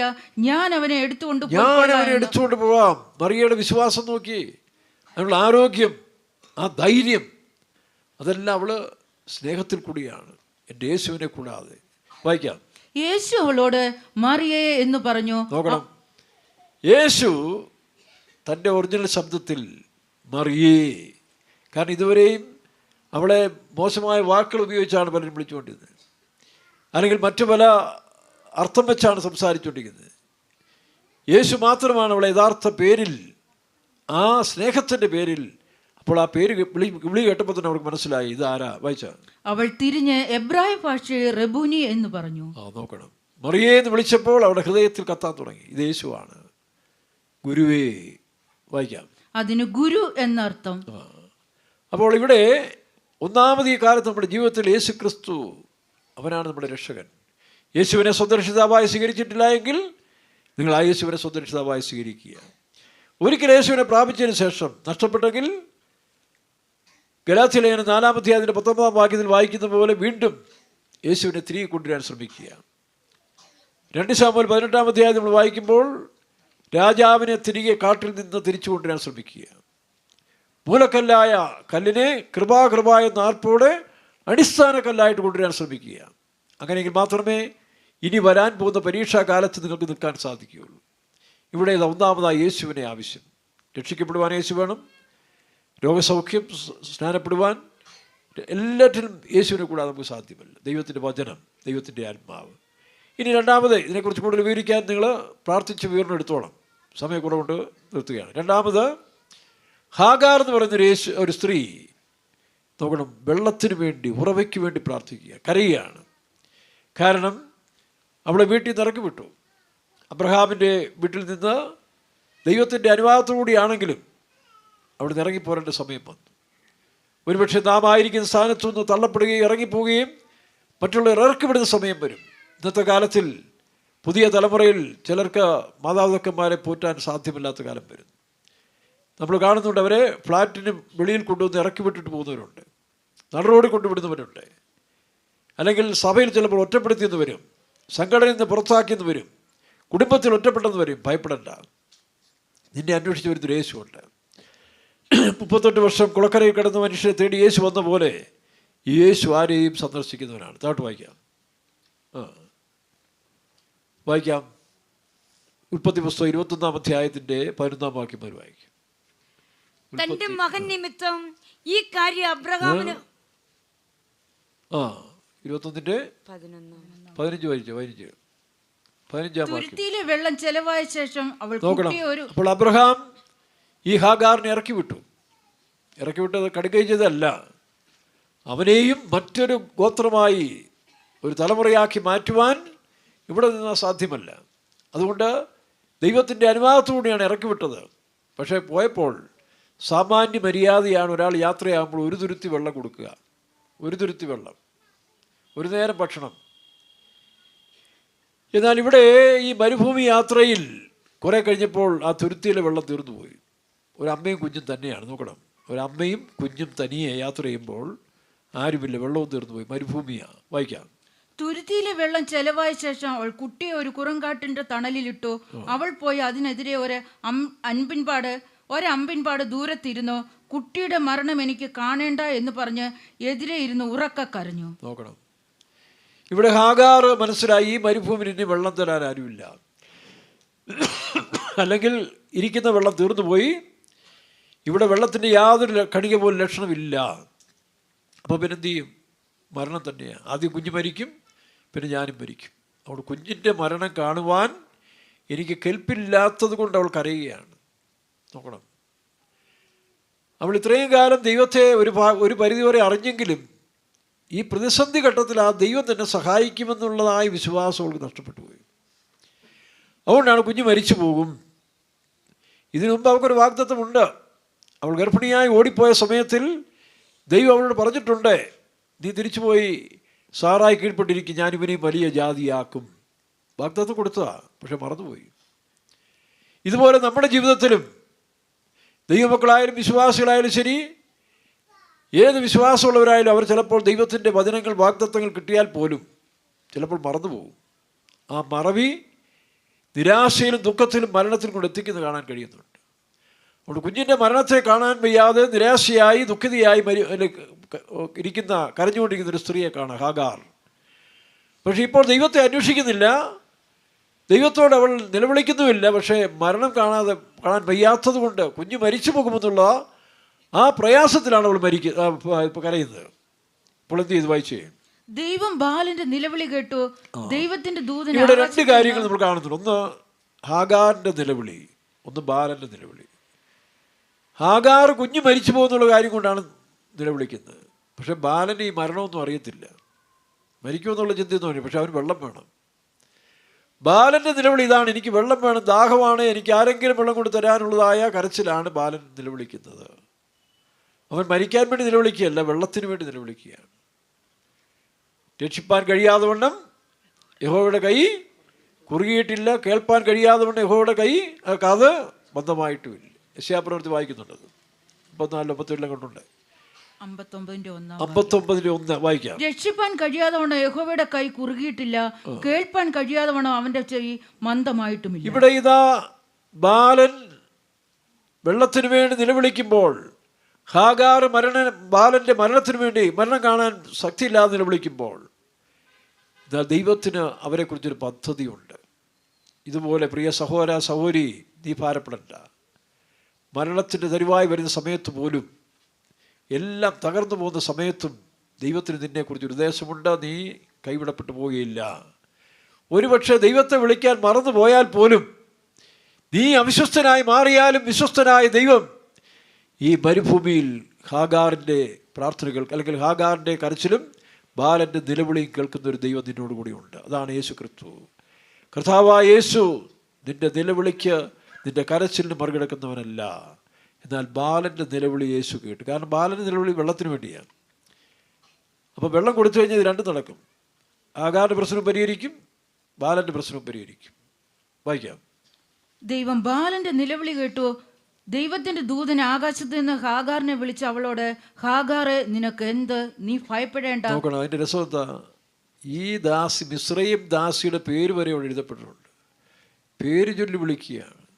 അതാണ് നിൻ്റെ ഓമന പേര് ചൊല്ലി വിളിക്കും, നീ ഭയപ്പെടണ്ട. ഈ അടുത്ത സമയത്ത് തന്നെ നിനക്കും ദൈവത്തിൻ്റെ ശബ്ദം കേൾക്കാം. നിൻ്റെ അപ്പനോ അമ്മയോ വിളിക്കാത്ത രീതിയിലുള്ളതായ ഓമന പേർ ചൊല്ലി നിന്നെ വിളിക്കാൻ പോവുകയാണ്. കാത്തിരിക്കുക. ഹാഗാറേ എന്ന് സ്വർഗത്തിൽ നിന്ന് വിളിക്കുകയാണ്. അവൾ ഞെട്ടിപ്പോയി. വായിക്കാം. ഹാഗാറെ, നിനക്ക് എന്ത്? നീ ഭയപ്പെടേണ്ട. ബാലൻ ഇരിക്കുന്നിടത്ത് നിന്ന് അവന്റെ നിലവിളി ദൈവം കേട്ടിരിക്കുന്നു. നീ ചെന്ന് ബാലനെ താങ്ങി എഴുന്നേൽപ്പിച്ചു കൊള്ളുക. ഞാൻ അവനെ ഒരു വലിയ ജാതിയാക്കും. ഞാൻ അവനെ, വീണ്ടും പറയാണ്, ഒരു വലിയ ജാതിയാക്കും. പിന്നെ ദൈവം അവളുടെ കണ്ണ് തുറന്ന് അവൾ ഒരു നീരുറവ കണ്ടു. അതെ, അവളുടെ കണ്ണ് തുറന്ന് അവളൊരു നീരുറവ കണ്ടു. നിന്റെ പരിസരത്തിൽ, നിന്റെ ചുറ്റുപാട് തന്നെ ഈ നീരുറവ ഉണ്ട്. പക്ഷെ കണ്ണ് തുറക്കണം. ഇപ്പം എന്താ സംഭവിച്ചിരിക്കുന്നത്? 2 കൊരിന്ത്യർ 4-ാം അധ്യായത്തിൽ 4-ാം വാക്യത്തിൽ വായിക്കുമ്പോൾ, ദൈവത്തിൻ്റെ പ്രതിമയായ ക്രിസ്തുവിൻ്റെ തേജസ്സിനെ ശോഭിക്കാതിരിപ്പാൻ തക്കവണ്ണം, ദൈവപ്രതിമയായ ക്രിസ്തുവിൻ്റെ തേജസ് ശോഭിക്കാതിരിപ്പാൻ തക്കവണ്ണം ഈ ലോകത്തിൻ്റെ ദൈവം അവിശ്വാസികളുടെ കണ്ണിനെ കുരുടാക്കി. വായിക്കാം. ദൈവപ്രതിമയായ ക്രിസ്തുവിന്റെ തേജസ്സുള്ള സുവിശേഷത്തിന്റെ പ്രകാശനം ശോഭിക്കാതിരിപ്പാൻ ഈ ലോകത്തിന്റെ ദൈവം അവിശ്വാസികളുടെ മനസ്സിനെ, അതാണ് ഏദൻ തോട്ടത്തിൽ ദൈവത്തിൻ്റെ പദ്ധതിയെ മനസ്സിലാക്കാതെ വണ്ണം കണ്ണു കുരുടാക്കളഞ്ഞു. ഈ കണ്ണു കുരുടാക്കുക എന്ന് പറഞ്ഞ് ഇരുട്ടാക്കി കളയല്ല, അതും ഒരു വെളിച്ചമാണ്. ഇപ്പം വെളിച്ചം കൊണ്ട് കണ്ണു കുരുടാക്കാൻ കഴിയും. കാരണം വെളിച്ചം ഉണ്ടെങ്കിലല്ലേ അട്രാക്ഷൻ ഉണ്ടാകത്തുള്ളൂ. ഇപ്പം ഞങ്ങളൊക്കെ ചെറുപ്പത്തിൽ കുട്ടനാടൻ പ്രദേശത്തിൽ മീൻ പിടിക്കുന്ന സമയത്തിൽ എൻ്റെ ജ്യേഷ്ഠന് ഇങ്ങനെ തെറ്റാലി കൊണ്ട് അമ്പും ബില്ല് ഉപയോഗിച്ച്, തെറ്റാലി എന്ന് പറയും, അതിന് മീൻ പിടിക്കാനറിയാം. അപ്പോൾ സന്ധ്യാസമയത്ത് താൻ എന്നെ വിളിച്ചു, നീ എൻ്റെ കൂടെ വരാൻ പറഞ്ഞു. അപ്പോൾ ആദ്യമാണ് 5 ബാറ്ററിയുടെ ഒരു ടോർച്ച് എൻ്റെ കയ്യിൽ പറഞ്ഞു, നീ ഇത് മീനെ കാണുമ്പോൾ അടിച്ച് പിടിക്കണമെന്ന് പറഞ്ഞു. അപ്പോൾ ഞാൻ ചോദിച്ചിട്ട്, വെട്ടം അടിച്ചാൽ മീനൊക്കെ പോകത്തില്ലേന്ന്. ചേട്ടായി എന്തോ ബുദ്ധിയില്ലാത്തവനാന്ന് പറഞ്ഞു. ഇതാ ശരിയല്ലേ, വെട്ടം കാണുമ്പോൾ മീൻ ഓടിപ്പോകത്തില്ലേന്ന് ചോദിച്ചു. അപ്പോൾ നീ അടിച്ചു. അപ്പോൾ ഞാനവിടെ ടോർച്ചടിച്ചു, ഒരു വലിയ കരിമീനെ കണ്ടിങ്ങനെ ടോർച്ചടിച്ചു. അപ്പോൾ ഈ വെട്ടം, ഇത് ആർട്ടിഫിഷ്യൽ ലൈറ്റ് ആണല്ലോ, ഇത് ആർട്ടിഫിഷ്യൽ ലൈറ്റ് ആയതുകൊണ്ട് ഈ ലൈറ്റ് കൊണ്ട് ഈ മീനിൻ്റെ കണ്ണ് ബ്ലിങ്കിങ് ആവും, അങ്ങോട്ടും ഇങ്ങോട്ടും പോകാൻ സ്റ്റക്കായി നിൽക്കും.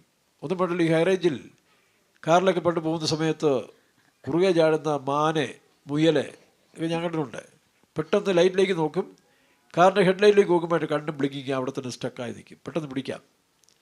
അപ്പോൾ ഇതുപോലെ സാത്താൻ ചില ലോകത്തിൻ്റെ പ്രലോഭനങ്ങളും ചില നന്മകളും കാണിച്ച്, അല്ലെങ്കിൽ അവൻ്റെ ഇത് കാണിച്ചുകൊണ്ട് നമ്മുടെ കണ്ണിനെ കുരുടാക്കും. അങ്ങനെ കുരുടാക്കപ്പെട്ട കണ്ണിനെ തുറക്കപ്പെട്ടില്ലെങ്കിൽ ഈ പറഞ്ഞ പോലെ ദൈവം ആരാ, ഇതൊക്കെ ശരിയാണോ, ഇങ്ങനെയുള്ള പല സംശയങ്ങളുണ്ടാകും. അതുകൊണ്ടാണ് എഫേസ്യ ലേഖനം 1-ാം അധ്യായത്തിൻ്റെ 17-ാം വാക്യത്തിൽ വായിക്കുമ്പോൾ, മനക്കണ്ണുകളെ ഹൃദയദൃഷ്ടി പ്രകാശിച്ച് ഭേദാഭേദങ്ങളെ തിരിച്ചറിയുന്നവരായി തീരണം. വായിച്ച്. നിങ്ങളുടെ ഹൃദയദൃഷ്ടി പ്രകാശിച്ചിട്ട് അവന്റെ വിളിയാലുള്ള ആശ ഇന്നതെന്നും. അപ്പോൾ ഈ ഹൃദയദൃഷ്ടിയെ പ്രകാശിക്കാൻ വേണ്ടിയാണ് വചനം പ്രസംഗിക്കുന്നത്. വചനത്തിൽ എന്തുണ്ട്? ഈ വചനം പ്രസംഗിക്കുമ്പോൾ വചനം കേട്ട് അനേകരുടെ ഹൃദയദൃഷ്ടി പ്രകാശിക്കും. കാരണം കുരുടായി വെച്ചിരിക്കുന്ന സാത്താൻ ലോകത്തിൻ്റെ മോഹങ്ങളും ഇമ്പങ്ങളും ഈ ലോകത്തിൻ്റെ സയൻസും, നമ്മുടെ സൗമ്യൻ പറഞ്ഞ പോലെ അവൻ്റെ അപ്പൻ യേശു ക്രിസ്തു ജീവൻ കൊടുത്ത് രക്ഷ കൊടുത്തു, മാനസാന്തരപ്പെട്ടു, ദൈവകൃപയിൽ വന്നു, അവൻ അതിനുശേഷം അവൻ ജനിച്ചു. അല്ലെങ്കിൽ അന്നേ ആത്മഹത്യ ചെയ്തില്ലെങ്കിൽ സൗമ്യൻ എന്ന് പറഞ്ഞ ഒരു MBA-കാരൻ എയർപോർട്ടിൽ ജീവനക്കാരൻ ഇത് കാണത്തില്ലായിരുന്നു. പക്ഷെ അവനതറിയത്തില്ല. അപ്പം ഞാൻ പറഞ്ഞപ്പോൾ സൈലൻ്റായി എന്ന് പറഞ്ഞ പോലെ ഈ ലോകത്തിൻ്റെ ജ്ഞാനം, ദൈവത്തിൻ്റെ സത്യങ്ങളെ ഉൾക്കൊള്ളാൻ പലപ്പോഴും കഴിയുകയില്ല, കണ്ടുകുരുടാക്കപ്പെടും. അതിനാണ് ഹൃദയദൃഷ്ടിയെ പ്രകാശിപ്പിക്കുന്നത്. സങ്കീർത്തനക്കാരൻ 19-ാം വചനത്തിൽ പറയുമ്പോൾ, യഹോവയുടെ വചനം കണ്ണുകളെ പ്രകാശിപ്പിക്കുന്നു. നോക്കണം, യഹോവയുടെ വചനം കണ്ണുകളെ പ്രകാശിപ്പിക്കുന്നു. യഹോവയുടെ ശബ്ദം, രണ്ടുമുണ്ട്. യഹോവയുടെ ശബ്ദവും ആണ് യഹോവയുടെ വചനം എന്ന് പറയുന്നത്. അപ്പം ശബ്ദം എന്ന് പറഞ്ഞാൽ വചനം പ്രസംഗിക്കുമ്പോൾ അത് മാൻപേടുകളെ പ്രസവിക്കുമാറാക്കുന്നു. നോക്കണം, പുതിയ തലമുറകളെ, പുതിയ ആത്മാക്കളെ ഉരുവാക്കാൻ കഴിയും. അതാണ് അതിനുള്ള പ്രാധാന്യം. എന്താ വചനത്തിനുള്ള പ്രാധാന്യം? വചനം ജീവനാണ്. ജീവൻ മനുഷ്യരുടെ വെളിച്ചമാണ്. വായിച്ച വാക്യം. യോഹന്നാന്റെ സുവിശേഷം 1-ാം അധ്യായത്തിൻ്റെ 4-ാം വാക്യം വായിച്ച്, അല്ലെങ്കിൽ 1 മുതൽ 4 വരെ വായിക്കാം. ആദിയിൽ വചനം ഉണ്ടായിരുന്നോ, വചനം ദൈവത്തോട് കൂടെയായിരുന്നോ, വചനം ദൈവമായിരുന്നോ, അവൻ ആദിയിൽ ദൈവത്തോട് കൂടെയായിരുന്നോ, സകലവും അവൻ മുഖാന്തരം ഉളവായി, ഉളവായതൊന്നും അവനെ കൂടാതെ ഉളവായതല്ല, അവനിൽ ജീവൻ ഉണ്ടായിരുന്നോ, ജീവൻ മനുഷ്യരുടെ വെളിച്ചം. ജീവൻ മനുഷ്യരുടെ വെളിച്ചമായിരുന്നു. നോക്കണം, ജീവൻ മനുഷ്യരുടെ വെളിച്ചം. UK ഇംഗ്ലണ്ടിൽ ഒരു ഹോട്ടൽ മുറിയിൽ താമസിക്കുന്ന സൗദി അറേബ്യയിലെ അബ്ദുള്ള രാജാവിൻ്റെ മകൾ സമീറ ആ ഹോട്ടലിൽ അസ്വസ്ഥമായിട്ട് നിൽക്കുമ്പോൾ അവിടുത്തെ ഒരു ചെറിയ അലമാരി തുറന്നു നോക്കുമ്പോൾ ബൈബിൾ അതിനകത്തിരുന്നു. ആ ബൈബിൾ തുറന്നപ്പോൾ കിട്ടിയ വാക്യം യേശുക്രിസ്തുവിൻ്റെ ഗിരിപ്രഭാഷണവും, അതിനുശേഷം യോഹന്നാന്റെ സുവിശേഷം 1-ാം അധ്യായം വായിച്ചപ്പോൾ ഈ വചനം ഇതാണ് അവരെ അട്രാക്റ്റ് ചെയ്തത്. അങ്ങനെയാണ് അവർ രക്ഷിക്കപ്പെടുകയും ആ രക്ഷിക്കപ്പെട്ട ഈ ബൈബിൾ കൈവച്ചെന്ന് പറഞ്ഞുകൊണ്ട് അവരെ ശിക്ഷിച്ച് അവരെ കാരാഗ്രഹത്തിൽ അടച്ച് നാളെ തൂക്കിക്കൊല്ലാൻ വിധി കൽപ്പിച്ചുകൊണ്ടിരിക്കുന്ന സമയത്ത് രാത്രിയിൽ യേശു പ്രത്യക്ഷപ്പെട്ട് അവരെ അവിടുന്ന് രക്ഷിച്ച് ആംസ്റ്റർഡാം എന്ന് പറഞ്ഞ സ്ഥലത്ത് കൊണ്ടുപോയി ഇപ്പോൾ അവർ സുവിശേഷകയായിട്ട് പ്രവർത്തിക്കുകയായിരുന്നു. ആരാ? സൗദി അറേബ്യയിലെ അബ്ദുള്ള രാജാവിൻ്റെ മകൾ. അതിനുശേഷം തൻ്റെ കൊച്ചുമകനും രക്ഷിക്കപ്പെടാനിടയായി. ഇങ്ങനെ അനേകരുടെ കണ്ണുകൾ ദൈവം വചനം പോലെ തുറന്നുകൊണ്ടിരിക്കുകയാണ്. അതുകൊണ്ടാണ് ഈ പുതിയ തലമുറ വചനം വായിക്കത്തില്ല. വചനം വായിക്കണം, വചനം കേൾക്കണം. പുതിയ തലമുറയിൽ ഏത് തലമുറയായാലും, ഇപ്പം ഞാനും വചനം കേട്ടില്ലേ, അല്ലെങ്കിൽ ദൈവ ദർശനം കണ്ടു, വചനം വായിച്ചു, ഈ സത്യത്തിലേക്ക് വരാനിടയായി. അപ്പം ഈ വചനത്തിൽ നമ്മൾ വായിച്ച പോലെ ജീവനുണ്ട്, വെളിച്ചമുണ്ട്. ആ ജീവൻ വരുമ്പോൾ മരണം നീക്കപ്പെടും. ജീവൻ വരുമ്പോൾ അതാണ് ഉറവ. ആ ഹാഗാറിൻ്റെയും മകൻ്റെയും മരണം നീക്കിയത് ഉറവയാണ്. യേശുക്രിസ്തു പറയുന്നു, ഞാൻ ജീവൻ്റെ ഉറവയാണ്. ശമരിയാസികൾ പറയുന്നു, ഈ വെള്ളം കുടിക്കുന്നതിന് ഒരു നാളും മരിക്കുകയില്ല. യോഹന്നാന്റെ സുവിശേഷം 4-ാം അധ്യായത്തിലുണ്ടത്. അതുമാത്രമല്ല, നിത്യജീവനിലേക്ക് പൊങ്ങി വരുന്ന നീരുറവയാണ്. അത് അവൾ ഏറ്റുകൊണ്ടപ്പോൾ വെള്ളം കോരാൻ വന്ന് അവൾ പാത്രം വെച്ചിട്ട് ഓടി. കാരണം അവളുടെ ഹൃദയത്തിനകത്തുനിന്ന് ഉറവക്കൺ പൊട്ടി ഉറവ പുറപ്പെടാൻ തുടങ്ങി. അതാണ് യേശു പറയുന്നത് യോഹന്നാന്റെ സുവിശേഷം 7-ാം അധ്യായത്തിൽ, വിശ്വസിക്കുന്നതിന് ഉള്ളത്തിൽ നിന്ന് തിരുവെഴുത്ത് പറയുന്ന പോലെ ജീവൻ്റെ ഉറവകൾ, ജീവൻ്റെ നദികൾ പുറപ്പെടുമെന്നാണ്. അതാണ് ഈ സത്യം. അതാണ് ഇന്ന് ലോകം മുഴുവൻ കീഴക്കൊണ്ടിരിക്കുന്ന പെന്തിക്കോസ്ത് അനുഭവം എന്ന് പറയുന്നത്. അതിലെ കള്ളന്മാരെവിടെ? എവിടെയും കള്ളന്മാർ ചുഴഞ്ഞു വരുമല്ലോ. ഇതിനെ ഒറ്റുനോക്കാനും ഇതിനെ തടസ്സപ്പെടുത്തുവാനും പ്രശ്നം ഉണ്ടാക്കാനും കള്ളന്മാരെ പിശാച് അയക്കും. അവരെ കണ്ടിട്ട് ഇവരാണ് പെന്തിക്കോസ്തുകാരെന്ന് പറയരുത്, അല്ലെങ്കിൽ മാധുര്യമില്ലാത്തവരല്ല. ഇതാണ് അനുഭവം. ഉറവ തുറക്കപ്പെടുന്നു. അങ്ങനെ ഇന്ന് ഉറവ തുറക്കപ്പെടുന്നതുകൊണ്ടാണ് സൗദി രാജാവിൻ്റെ മക്കൾ ഉൾപ്പെടെ, ഏറ്റവും താഴെ കിടക്കുന്ന ഞങ്ങൾ ഉൾപ്പെടെ എല്ലാവരും ഈ വിശ്വാസത്തിലേക്ക് വരാൻ കാരണം. നമ്മുടെ പറയുന്ന ഈ മാർഗം ഇന്നത്തെ പെന്തിക്കോസ്ത് തലമുറ പോലും തള്ളിക്കളയാൻ ഇഷ്ടപ്പെടുകയാണ്. അവസാനം നിങ്ങൾ ഗതികേടിലാണ്. കാരണം ഇതിൽ ജീവനുണ്ട്, ജീവൻ മനുഷ്യ വെളിച്ചമാണ്. ഇത് ഹാഗാറിൻ്റെ ഹൃദയക്കണ്ണുകൾ തുറന്നു. അവളെ മകനെയും പുതിയ ജീവിതത്തിലേക്ക് കൊണ്ടുവന്ന് ലോകം ഇന്നും കണ്ടുകൊണ്ടിരിക്കുന്ന അറബി ലോകം, അറബി വംശം അതിൽ നിന്നാണ് ഉണ്ടായത്. ഇനി 3-ാമത്തെ കരച്ചിൽ നമുക്കറിയാം. ഒരു ആൺകുട്ടിക്ക് വേണ്ടി കരച്ചിലാണ്. ഒരു ആൺകുട്ടിക്ക് വേണ്ടി കരയുന്ന ഒരു സ്ത്രീയെ കാണാം. അതാണ് 1 ശമൂവേൽ 1-ാം അധ്യായത്തിൻ്റെ 10-ാം വാക്യം ആണെന്നല്ലേ വായിച്ച്. അന്ന ദൈവത്തോടൊരു നിയമം ചെയ്തു. 10-ആണോ 15-ആണോ വായിച്ച്? 1 ശമൂവേൽ 1-ാം അധ്യായത്തിൽ അതിൻ്റെ 10-ാം വാക്യം ഒന്ന് വായിച്ച്. യഹോവയോട് പ്രാർത്ഥിച്ച് വളരെ കരഞ്ഞു. നോക്കണം, യഹോവയോട് പ്രാർത്ഥിച്ചു. 3-ാമത്തെ കരച്ചിൽ. അപ്പോൾ ആദ്യത്തെ കരച്ചിൽ യേശുവിനെ സ്വന്തമാക്കുവാൻ, അത് വിശ്വാസം ഉൾപ്പെടെയുള്ള ദൂതായോടാണ് അങ്ങനെ പറഞ്ഞത്. എന്നാൽ ആഗാറിന് നമ്മൾ കരച്ചിൽ കാണുമ്പോൾ മരണത്തിൽ നിന്ന് ജീവനിലേക്ക് വരുവാൻ വേണ്ടി, ഇപ്പോൾ മരണം നീക്കുകയും യേശുക്രിസ്തുവിൻ്റെ പ്രസിദ്ധാൽ ജീവനും അക്ഷയതയും വെളിപ്പെടുത്തിയ ആ കുരുട്ടുകെട്ട് തുറക്കുവാൻ, അല്ലെങ്കിൽ ജീവൻ പ്രകാശിക്കുവാൻ, ജീവൻ പ്രാപിക്കുവാൻ നാം യേശുവിൻ്റെ വചനത്തെ സ്വീകരിക്കുക, യേശുവിനെ സ്വീകരിക്കുക. അപ്പോൾ നമ്മുടെ ഹൃദയത്തിൽ നിന്ന് ഉറവ പുറപ്പെട്ടു വരും. ആ 3-ാമത്തെ കരച്ചിൽ ഒരു ആൺകുട്ടിക്കായിട്ട് കരയണം. വായിച്ചേ. അവൾ മനോവ്യസനത്തോട് യഹോവയോട് പ്രാർത്ഥിച്ച് വളരെ കരഞ്ഞു. മനോവ്യസനത്തോടുകൂടി പ്രാർത്ഥിച്ചു കരഞ്ഞു. വായിക്കാം. അവൾ ഒരു നേർച്ച നേർന്നു. സൈന്യങ്ങളുടെ യഹോവേ, അടിയന്റെ സങ്കടം നോക്കി അടിയനെ ഓർക്കുകയും അടിയനെ മറക്കാതെ ഒരു പുരുഷ സന്താനത്തെ നൽകുകയും ചെയ്താൽ. അവിടെ ആൺകുട്ടി എന്നല്ല പറഞ്ഞു, പിന്നെയോ വെറും ഒരു ശിശുവിനെ തരാമെന്നല്ല പറഞ്ഞ്, പിന്നെ ഒരു പൈതലിനെ തരാനല്ല, ആൺകുട്ടി അല്ലെങ്കിൽ ഒരു പുരുഷ സന്താനത്തെ തരണം. വലിയ അർത്ഥമുള്ളൊരു പ്രാർത്ഥനയാണ് കേട്ടോ. ഒരു പുരുഷ സന്താനത്തിന് വേണ്ടി പ്രാർത്ഥിക്കണം. അപ്പോൾ അവൾ നിയമം ചെയ്തു. അപ്പോൾ നമ്മളിലും ഒരു നിയമം ചെയ്തെങ്കിലേ പുരുഷ സന്താനം ഉണ്ടാകുകയുള്ളൂ. താഴോട്ട് വായിക്കാം. ഒരു പുരുഷ സന്താനത്തെ നൽകുകയും ചെയ്താൽ അടിയൻ അവന്റെ ജീവപര്യന്തം യഹോവയ്ക്ക് കൊടുക്കും. യഹോവയ്ക്ക് കൊടുക്കും. നോക്കണം, ഇതൊരു പ്രാർത്ഥനയാണ്. പക്ഷെ ആ പ്രാർത്ഥനയുടെ ആത്മീയ അർത്ഥത്തിലേക്ക് നമ്മൾ വരുമ്പോൾ ഇതുപോലെ നിങ്ങൾ പ്രാർത്ഥിക്കണം. ഇപ്പം ഞങ്ങളൊക്കെ ജനിക്കുന്നതിന് മുമ്പ് ഞങ്ങളുടെ അപ്പനും അമ്മയും ദൈവത്തോട് പറഞ്ഞിട്ടുണ്ട്. അതാ പല ക്രിസ്തീയ കുടുംബങ്ങളിൽ അതൊക്കെ ഈ പാരമ്പര്യം എന്ന് പറയുന്നത്, അല്ലാതെ കാശുണ്ടാക്കുന്നൊന്നുമല്ല, അല്ല അഹങ്കാരം പറയുന്നതല്ല. പാരമ്പര്യ ക്രിസ്തീയ കുടുംബങ്ങൾ ഇങ്ങനെയൊക്കെ ചില കാര്യങ്ങളുണ്ട്. അവർക്ക് കുട്ടികൾ ജനിക്കുന്നതിന് മുമ്പേ കർത്താവ് ആദ്യത്തേന് നിനക്ക് തന്നേക്കാം, അല്ലെ അടുത്തതിന് നിനക്ക് തന്നേക്കാം, ഇങ്ങനെയൊക്കെ അവർ നിയമം ചെയ്ത് അങ്ങനെ അഞ്ചാമത് ജനിച്ച് ഞാൻ ജനിക്കുന്ന സമയത്തിൽ അവർ ദൈവത്തിന് നേർന്നതാണ്, ജനിക്കുന്നതിന് മുമ്പ് നേർന്നു, ഇവനെ ദൈവത്തിന് കൊടുത്തേക്കാം. അപ്പോൾ അങ്ങനെയുള്ളവരോട് പിശാച് വളരെ പോരാട്ടം വരും. അവരെ തകർക്കാൻ വേണ്ടി, അവരെ ലോകത്തിലേക്ക് വലിച്ചു കൊണ്ടുവരാൻ പിശാച് വലിയ പരിശ്രമം ചെയ്യും മറ്റുള്ളവരെക്കാൾ. പക്ഷേ എന്നാലും ദൈവം തക്ക സമയത്തിൽ അവരെ രക്ഷിച്ചെടുക്കും. അപ്പോൾ ഒരു ആൺ സന്താനത്തിന് വേണ്ടി നിലവിളിക്കുന്ന അന്നായെ കാണാൻ കഴിയുന്നു. എന്താണ് ഈ ആൺ സന്താനം? അതിനവൾ ദൈവത്തോട് നിയമം ചെയ്യുകയാണ്. 50-ാം സങ്കീർത്തനത്തിൽ നമ്മൾ വായിക്കുമ്പോൾ 5-ാം വാക്യത്തിൽ വായിച്ച 50-5, യാഗം കഴിച്ച് എന്നോട് നിയമം ചെയ്യുന്ന എൻ്റെ വിശുദ്ധന്മാരെ എൻ്റെ അടുത്ത് കൂട്ടുവിൻ. യാഗം കഴിച്ച് എന്നോട് നിയമം ചെയ്തവരായ എൻ്റെ വിശുദ്ധന്മാരെ എൻ്റെ അടുക്കൽ കൂട്ടും. അപ്പോൾ അവസാനമായിട്ട് നമ്മുടെ ആൺകുട്ടി വെളിപ്പെടണം. ഒരാൺ സന്താനം, പുരുഷ സന്താനം നമ്മളിൽ നിന്ന് വെളിപ്പെടേണ്ടത് ആവശ്യമാണ്. നമുക്കറിയാം, അങ്ങനെ ഒരു പുരുഷ സന്താനം ലോകത്തിൽ വന്ന ആദ്യത്തെ വിശുദ്ധ പ്രജ യേശുവാണ്. യേശു ജനിക്കുന്നതിന് മുമ്പ് എന്ത് ചെയ്തു? 2 കാര്യങ്ങൾ നടന്നു. ഒന്ന്, ദൈവത്തിൻ്റെ വചനങ്ങൾ നിറവേറി. മറിയോട് ഗബ്രിയേൽ പറഞ്ഞു, പരിശുദ്ധാത്മാവ് നിൻ്റെ മേൽ വരും. 2, പവർ, അത്യുന്നതനായ ശക്തി. അതാണ് വചനവും പരിശുദ്ധാത്മാവിനാൽ ഉരുവാകുന്നതാണ് പുരുഷ സന്താനം. അല്ലാതെ പാരമ്പര്യം കൊണ്ടോ ഒരു കീഴ്വഴക്കങ്ങൾ കൊണ്ടോ ഒരു പ്രാർത്ഥന കൊണ്ടോ ഒരു പാട്ട് കുർബാന കൊണ്ടോ നടക്കുന്നതല്ല. ദൈവത്തിൻ്റെ വചനവും പരിശുദ്ധാത്മാവും കൂടി പ്രവർത്തിക്കുമ്പോൾ നമ്മളിൽ ഒരു പുരുഷ സന്താനം ഉണ്ടാകും. അതിനാണ് അവസാനത്തെ നിലവിളി ഉണ്ടാകേണ്ടത്. കാരണം ആ പുരുഷ സന്താനമാണ് ദൈവസന്നിധിയിലേക്ക് എടുക്കപ്പെടുന്നത്.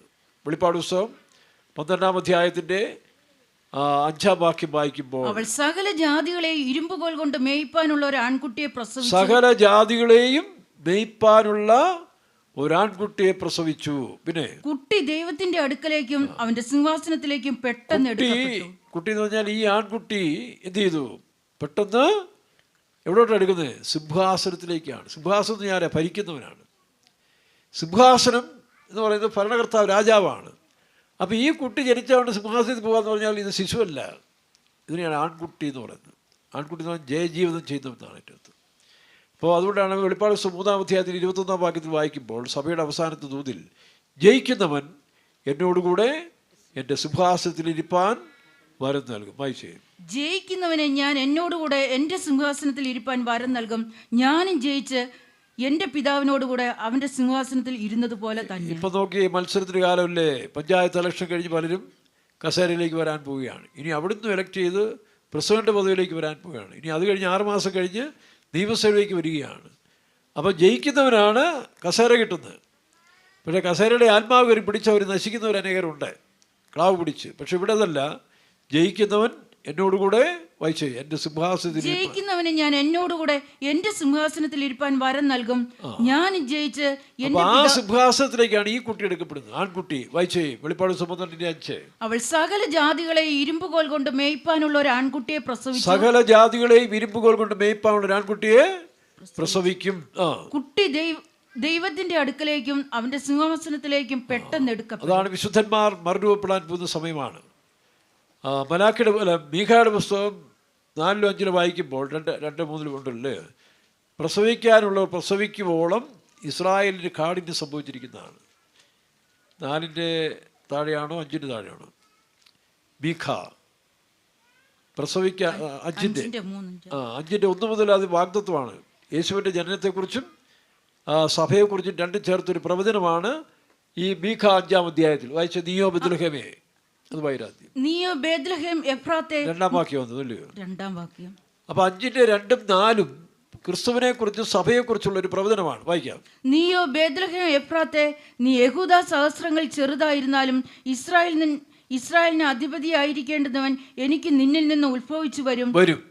ഇത് നീയോ ബത്ലഹേം എഫ്രാത്തേ, ഇസ്രായേലിൽ ചെറിയൊരു നഗരമാണെങ്കിൽ പോലും എന്നാൽ ലോകത്തെ റൂൾ ചെയ്യുന്നവൻ, അവനെ ഭരിക്കാനുള്ളവൻ അവിടെ നിന്ന് വരും എന്നാണ് പറഞ്ഞിരിക്കുന്നത്.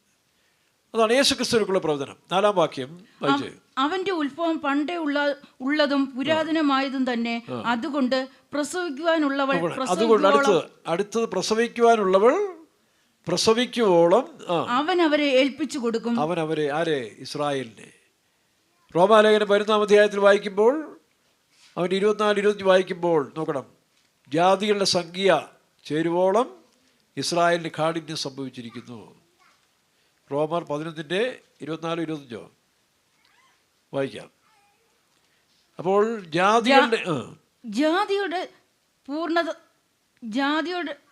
ജാതിയുടെ പൂർണ്ണസംഖ്യ ചേരുവോളം ഇസ്രായേലിന് അംശമായി കാഠിന്യം. കാരണം ഇസ്രായേലിനെ ദൈവം തള്ളിയതായി കാണുന്നുണ്ട് അല്ലേ? അവിടെ ഒരു ഉദാഹരണം നമുക്ക് കാണുന്നുണ്ട്. ഇതാ, കർത്താവും ശിഷ്യന്മാരും കൂടെ നടന്നു പോകുന്ന സമയത്തിൽ ഒരു അത്തിമരം തളർത്ത് നിൽക്കുന്നതായിട്ട് കണ്ടു. ഇതിനെക്കുറിച്ച് പലരും പല വ്യാഖ്യാനം കൊടുക്കാറുണ്ട് കേട്ടോ. അവരെങ്ങനെയെങ്കിലുമൊക്കെ ഇതിനെ പോളിഷ് ചെയ്ത് വിടാൻ വേണ്ടിയൊക്കെ ചെയ്ത് ചില വ്യാഖ്യാനവും കേൾക്കാറുണ്ട്. ഒരു ഇല നിറഞ്ഞ അത്തിമരത്തെ കണ്ടിട്ട് യേശു ശപിച്ചു കളഞ്ഞു. യേശു ഫലം അന്വേഷിച്ചെന്നാണ്. യേശു ഫലം അന്വേഷിച്ചിട്ട് അത്തി കണ്ടില്ല. പ്രത്യേകിച്ച് അവിടെ എഴുതിയിരിക്കുന്നത് അത് അത്തിപ്പഴക്കാലമല്ലായിരുന്നു. ഇവിടെ അത്തിപ്പഴക്കാലം അല്ലാത്ത കാലത്തിൽ അത്തിയോട് പഴം തരാൻ പറഞ്ഞാൽ പഴം കിട്ടുമോ? പിന്നെ എന്തോ ഒരു വിഡ്ഢിത്തരം യേശു ചെയ്തെന്ന് ചിലർ ചോദിക്കും. ഇതല്ലേ നിങ്ങളുടെ യേശു? അത് അവർക്ക് അത്രേ അറിയത്തുള്ളൂ. അത്തി 2 പ്രാവശ്യം കായ്ക്കും. അത്തിയുടെ സ്വഭാവം എന്ന് പറഞ്ഞാൽ 2 പ്രാവശ്യം അത് കായ്ക്കും. ആദ്യമേ കുറച്ച് തലക്കരികളുണ്ടാകും. തലക്കരികൾ എന്ന് പറഞ്ഞാൽ എണ്ണം കുറവായിരിക്കും, പക്ഷെ നല്ല ദൃഢമായിരിക്കും, നല്ല ശക്തിയുള്ള കൊഴുപ്പോടുകൂടി. അതാണ് തലക്കനി. ആ തലക്കനിയും കഴിഞ്ഞ് പിന്നീടാണ് അത്തിപ്പഴക്കാലം എന്ന് പറഞ്ഞാൽ 2ാമത്തെ കാലം. അത് എടുത്തു പറഞ്ഞു, അത്തിപ്പഴക്കാലം അല്ലായിരുന്നു. അത്തിപ്പഴക്കാലം എന്ന് പറഞ്ഞാൽ അത്തി എല്ലായിടത്തും സമൃദ്ധിയായിട്ടുണ്ടാകുന്ന കാലമാണ്. എന്നാൽ ഇവിടെ അത്തിപ്പഴക്കാലമല്ല, പക്ഷേ തലക്കനി ഉണ്ടാകുന്ന കാലമാണ്. അപ്പോൾ ഈ തലക്കനിയിലാണ് യേശു നോക്കിയത്. പക്ഷെ ഒരു കനിയില്ല. അത് വേറൊരു പ്രവാചി പുസ്തകത്തിൽ ആമോസിൽ ഇവിടെ എഴുതിയിരിക്കുന്നുണ്ട്, നിൻ്റെ പിതാക്കന്മാരെ ഞാൻ അത്തിയിലെ തലക്കനി പോലെ പ്രതീക്ഷിച്ചു. ഒരു വാക്യമുണ്ട്, ഞാൻ ആ വാക്യം മറന്നുപോയി. പ്രവാചകന്മാർ പുസ്തകത്തിനകത്തുണ്ട്. മീഖായാണോ ആമോസിലുണ്ട്, നിൻ്റെ പിതാക്കന്മാരെ ഞാൻ അത്തിവൃക്ഷത്തിൻ്റെ തലക്കനികൾ പോലെ. അപ്പോൾ തലക്കനിയുടെ കാലത്തിലാണ് യേശു നോക്കിയത്. അതായത് ഇസ്രായേലിൽ വന്നിട്ട് ആദ്യമായിട്ട് ഇസ്രായേലിലേക്ക് കൊണ്ടുവന്ന രക്ഷ, അവരിൽ നിന്ന് തലക്കനികളെ എടുക്കണം, പിന്നെ ജാതികൾ കൊടുക്കണം. അത്തിപ്പഴക്കാലം എന്ന് പറഞ്ഞാൽ ജാതികളുടെ കാലമാണ്. തലക്കനി എന്ന് പറഞ്ഞാൽ യഹൂദൻ്റെ കാലം. അപ്പോൾ യഹൂദന് രക്ഷ വന്നെങ്കിൽ ആ തലക്കനിയുടെ കാലത്തിൽ വെറുതെ സ്വയനീതിയിൽ നിറഞ്ഞു നിന്നുകൊണ്ടാണ് എന്നെ ശപിച്ചു കളഞ്ഞത്. അതിന് ഈ അടുത്ത കാലത്ത് നമ്മളൊരു ഭാഷം പറയുന്നുണ്ട്, ഇത് ഇതിങ്ങനെ വേറൊരു ന്യായീകരണം പറയുന്നുണ്ട്. കാരണം ഇങ്ങനെ തളർത്ത് അല്ലെങ്കിൽ ഇല മാത്രം കണ്ടുകൊണ്ട് പല സഭയിലും ഫലമില്ലാത്ത വിശ്വാസികൾ വേലക്കാരെന്ന് പറഞ്ഞ പോലെ അന്നും ആ ഫലമില്ലാത്തതുകൊണ്ടാണ് ഈ ചെളിപ്പുള്ള ഇലകളെ കണ്ടാണ്. അങ്ങനെയല്ല, ആദ്യം അത്തി തളർക്കുമ്പോൾ സമൃദ്ധിയായ ഇലകൾ തളർക്കുന്നതോടുകൂടി ആ കൂട്ടത്തിൽ ചില തലക്കനികളുണ്ടാകും. യേശു തലക്കനികളെയാണ് നോക്കിയത്. ആ തലക്കനിയെ കിട്ടാഞ്ഞുകൊണ്ടാണ് യേശു എന്നെ ശപിച്ചത്. അതിന് വേരോട് ഉണങ്ങിപ്പോയി. അതിൻ്റെ അർത്ഥം അതോടുകൂടി ഇസ്രായേലിന് കാഠിന്യം വന്നു. ഇസ്രായേലിനെ ദേശത്ത് ചതുരിച്ചു. AD 70 തീത്തോസ് കൈസറിൻ്റെ കാലത്തിൽ ലോകം മുഴുവൻ ചതുരിച്ചു കളഞ്ഞു. അതോടുകൂടി അത്തിപ്പഴക്കാലം തുടങ്ങി. നോക്കണം, അത്തിപ്പഴക്കാലം എന്ന് പറഞ്ഞാൽ ജാതികളുടെ രക്ഷ ആരംഭിച്ചു. അതുകൊണ്ടാണ് ആ കാലം കഴിയുമ്പോൾ, ജാതികളുടെ കാലം തീരുമ്പോൾ, വായിച്ച്, ജാതികളുടെ പൂർണ്ണസംഖ്യ ചേരുവോളം ഇസ്രായേലിന് ജാതിയുടെ പൂർണ്ണസംഖ്യ ചേരുവോളം ഇസ്രായേലിന് അംശമായി കാഠിന്യം. അവരിങ്ങനെ ചതറിപ്പോയി. എന്നാൽ അവരുടെ തിരിച്ചുവരവ്, യേശു തന്നെ പറഞ്ഞു, അത്തി തളർക്കുന്ന കാലം വരുമ്പോൾ. അപ്പോൾ ഇത് ആംശികമായ ഒരു അത്തിയോടുള്ള വിഷയമല്ലേ. ഇസ്രായേലിനെ പഠിപ്പിക്കാൻ, ജനത്തെ അത് ബോധ്യപ്പെടുത്താൻ വേണ്ടി ഒരു ഉദാഹരണത്തിൽ കൂടെ കാണിച്ചെന്നുള്ളേ ഉള്ളൂ. അപ്പോൾ അത്തി തളർക്കുമ്പോൾ വേനൽ അടുത്തിരിക്കുന്നു. ഇപ്പോൾ അത്തി തളർത്തു. മണിപ്പൂരിൽ നിന്നും നാഗാലാൻഡിൽ നിന്നും മറ്റ് പല സ്ഥലങ്ങളിൽ നിന്നൊക്കെ യഹൂദന്മാരെ ഇപ്പോൾ നെതന്യാവ് പിൻവലിച്ചുകൊണ്ടിരിക്കുകയാണ്. കാരണം അവർ തളർത്തുകൊണ്ടിരിക്കുന്നൊരു കാലം. മരുഭൂമിയിൽ കൂടെ തോട് വെട്ടി വെള്ളം ഒഴുക്കിക്കൊണ്ടിരിക്കുന്ന കാലമാണ്. അപ്പോൾ ഈ സമൃദ്ധിയെ നശിപ്പിക്കാൻ നോക്കിയത് കൊണ്ടാണ് തീവ്രവാദികളെല്ലാം അവർ വകവരുത്താൻ നോക്കുന്നത്. അല്ലാതെ മനഃപൂർവ്വം അവർക്ക് ശത്രുത്വം ഉണ്ടായിട്ടല്ല. കാരണം ദൈവത്തിൻ്റെ ഇഷ്ടം നിറവേറണം. കാരണം ഇസ്രായേൽ ഭൂമിയുടെ മധ്യയെ താമസിച്ചുകൊണ്ട് മുഴു ലോകത്തിനും ഒരു അനുഗ്രഹമായി തീരുന്നുള്ള അബ്രഹാമിൻ്റെ വാഗ്ദത്വമുണ്ട്. ഇവിടെ 18-ാം അധ്യായത്തിന് 15-ാം വാക്യത്തിൽ വായിക്കുമ്പോൾ ഉൽപ്പത്തി പുസ്തകം 18:15 അവിടെ നമ്മൾ വായിക്കുന്നു, അബ്രഹാമിനെ തിരഞ്ഞെടുത്തതിൻ്റെ ഉദ്ദേശം നിനക്ക് ശേഷം നിൻ്റെ സന്തതികളും ന്യായത്തോടും നീതിയോടും കൂടി അവിടെ സാക്ഷിയായി ജീവിക്കാൻ വേണ്ടിയാണ് ഞാൻ അബ്രഹാമിനോട് കൊടുത്ത നിയമം, അല്ലാതെ ഒരു പ്രത്യേക വിഭാഗം ഉണ്ടാക്കാൻ വേണ്ടിയല്ല. വായിച്ചേ, ഉൽപ്പത്തി പുസ്തകം 18-ാം അധ്യായത്തിൻ്റെ 15-ലോ 14 കണ്ടുണ്ട്, അല്ലെങ്കിൽ അടുത്ത വാക്യം നോക്കേ. അവിടെ തായിരിക്കുന്നത് അബ്രഹാമിനെ ദൈവം തിരഞ്ഞെടുത്തത് നിൻ്റെ സന്തതി നിനക്ക് ശേഷം എന്തായിത്തീരണം. 11 ഉൽപ്പത്തി 18. അബ്രഹാം വലിയതും ബലമുള്ളതുമായ ജാതിയായി തീരുകയും അവനിൽ ഭൂമിയിലെ ജാതികളൊക്കെ അനുഗ്രഹിക്കപ്പെടുകയും ചെയ്യുമല്ലോ. യഹോവ അബ്രഹാമിനെ കുറിച്ച് അരുളി ചെയ്തത്. നോക്കണം, ഇതാണ് ഉദ്ദേശം. അതിനാണ് ഭൂമിയുടെ മധ്യയിൽ തന്നെ ഇസ്രായേലിനെ തിരഞ്ഞെടുക്കാൻ കാരണം അന്ന് പാലസ്തീൻ എന്ന് പറഞ്ഞ സ്ഥലം, അന്ന് പലസ്തീനില്ല, കനാന്യ ദേശമാണ്. ആ കനാന്യ ദേശം എന്ന് പറയുന്ന സ്ഥലം വിഗ്രഹാരാധനയുടെയും മ്ലേച്ഛതയുടെയും അങ്ങനെയുള്ളൊരു ലോകമായത് മാറി ഒരു യാതൊരു വിധമായ ദൈവികമായ ധാർമ്മിക മൂല്യമില്ലാതെ നശിച്ചുകൊണ്ടിരുന്നൊരു തലമുറയെ ദൈവം അവിടെ നാട്ടി ഓടിച്ചു. പകരം ദേശത്തിൻ്റെ നടുവിൽ, ലോകത്തിൻ്റെ നടുവിൽ ഇസ്രായേൽ എന്ന് പറയുന്ന ആ സ്ഥലം, കനാൻ ദേശത്തിൽ അബ്രഹാം എന്ന് പറയുന്നൊരു ഇറാഖിൽ മെസോപ്പൊത്താമിയയിൽപ്പെട്ട ഒരു മനുഷ്യനെ തിരഞ്ഞെടുത്ത്, അവൻ വെളിയിൽ നിന്നവനൊന്നും അല്ല, വിദേശത്തും അമേരിക്കയിൽ നിന്നും കൊണ്ടുവന്നില്ല അബ്രഹാം. ആ ദേശത്ത് തന്നെ ഇറാഖിൽ നിന്ന്, ഇറാഖിൻ്റെ മണ്ണിൽ നിന്ന് ഒരു മനുഷ്യനെ വേർതിരിച്ചെടുത്തിട്ട് ഈ പാലസ്തീൻ ഇസ്രായേൽ ദേശത്ത് കനാൻ ദേശത്തിൽ കൊണ്ടുപോയി അവിടെയുള്ള അല്ലെങ്കിൽ വ്യവസ്ഥയില്ലാതെ വെറും കിരാതമായി ജീവിച്ച, വിഗ്രഹാരാധനയിലും അധാർമ്മികമായി ജീവിച്ച ജനത്തെ അവിടുന്ന് ഓടിച്ചിട്ട് ഇവരെ കൊണ്ടുവന്ന് അവിടെ നാക്കി വെച്ചു. എന്തിനാ, എന്തുദ്ദേശത്തോടാണ്? വായിക്കേ. യഹോവ അബ്രഹാമിനെ കുറിച്ച് അരുളി ചെയ്തത് അവന് നിവർത്തിച്ചു കൊടുപ്പാൻ തക്കോണം അബ്രഹാം തന്റെ മക്കളോടും തനിക്ക് പിമ്പുള്ള കുടുംബത്തോടും, അബ്രഹാം തന്റെ മക്കളോടും തന്റെ പിൻപുള്ള കുടുംബത്തോടും നീതിയും ന്യായവും പ്രവർത്തിച്ചുകൊണ്ട് യഹോവയുടെ വഴിയിൽ നടക്കുവാൻ കൽപ്പിച്ചുകൊണ്ട് ഞാൻ അവനെ തിരഞ്ഞെടുത്തിരിക്കുന്നു. നോക്കണം, അപ്പൊ ആ തെരഞ്ഞെടുപ്പിലാണ് അവരെ കനാൻ ദേശം കൊടുത്തത്. കാരണം ഈ ഏകസത്യ ദൈവം, ഒരേ ദൈവത്തെ ആരാധിക്കേണ്ടതിന് പകരം ഈ കനാന്യർ 16-17 ഗ്രൂപ്പുകളുണ്ട്. ഓരോരുത്തരും കാണുന്ന വിഗ്രഹങ്ങളെയും ഈ സൃഷ്ടികളെ ആരാധിച്ച് മലിനമാക്കി കളഞ്ഞ ദേശം.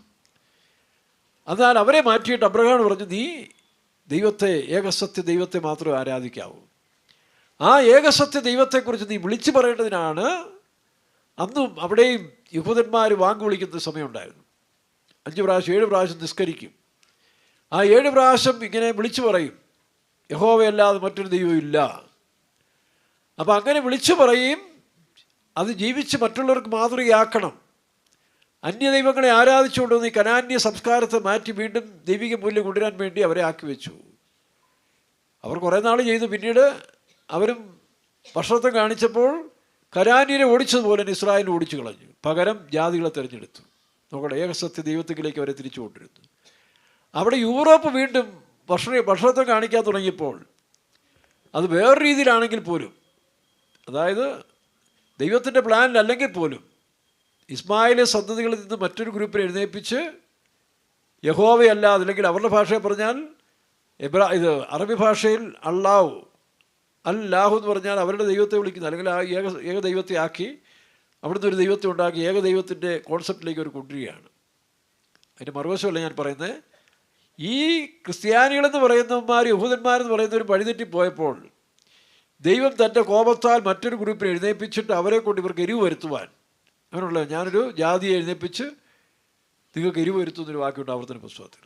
അങ്ങനെ വേറൊരു ജാതിയെ എഴുന്നേൽപ്പിച്ചിട്ട് ഇവർക്ക് എരിവുണ്ടാക്കാനും ഇവരോട് കുസ്തി പിടിക്കാനും മത്സരിക്കാനും വേണ്ടി 8-ാം നൂറ്റാണ്ടിൽ നമുക്കറിയാം, ലാ ഇലാഹ ഇല്ലല്ലാ, അല്ലാഹ് എന്ന് പറഞ്ഞാൽ അല്ലെന്ന് പറഞ്ഞാൽ ദൈവം, അവരുടെ ഒരു ദൈവത്തിൻ്റെ പേരിലാണ് ലാ എന്ന് വയ്ക്കുന്നത്. എങ്കിലും ഏക ദൈവമേ ഉള്ളെന്ന് വിളിച്ചു പറയാൻ മറ്റൊരു ജാതി എഴുന്നേൽപ്പിച്ചു. അതാണ് ഇസ്ലാമിൻ്റെ ഒരു കോൺസെപ്റ്റ് എന്ന് പറയുന്നത്.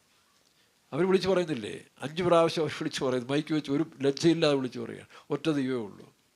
അത് അല്ലാഹ് എന്ന് പറഞ്ഞാൽ നമ്മളതിനെ മറ്റൊരു വ്യാഖ്യാനിക്കുന്നു. അല്ലാഹ് എന്ന് പറഞ്ഞാൽ ഒരു ഖുറേഷ്യക്കാരുടെ ഗോത്ര ദൈവമാണെന്നൊക്കെ പറഞ്ഞാലും ഈ ഒരു കോൺസെപ്റ്റ് അവർ വിളിച്ചു പറയാൻ ദൈവം അനുവദിച്ചതിന് കാരണം ഇത് വിളിച്ചു പറയേണ്ടവനായ യഹൂദനും ക്രിസ്ത്യാനിയും വഴിതെറ്റിപ്പോയി. അപ്പോൾ പിന്നെ ദൈവം തൻ്റെ കോപത്തിൽ അശൂറിനെ എഴുന്നേൽപ്പിച്ച പോലെ ഇവർക്ക് അനുവാദം കൊടുത്തു. അതുകൊണ്ട് അതിൽ നിന്ന് നിൽക്കുന്നത് അവരൊരു മടിയില്ലല്ലോ. ഏകസത്യ ദൈവം എല്ലാത്തിനെല്ലാം വെട്ടിക്കളയല്ലേ.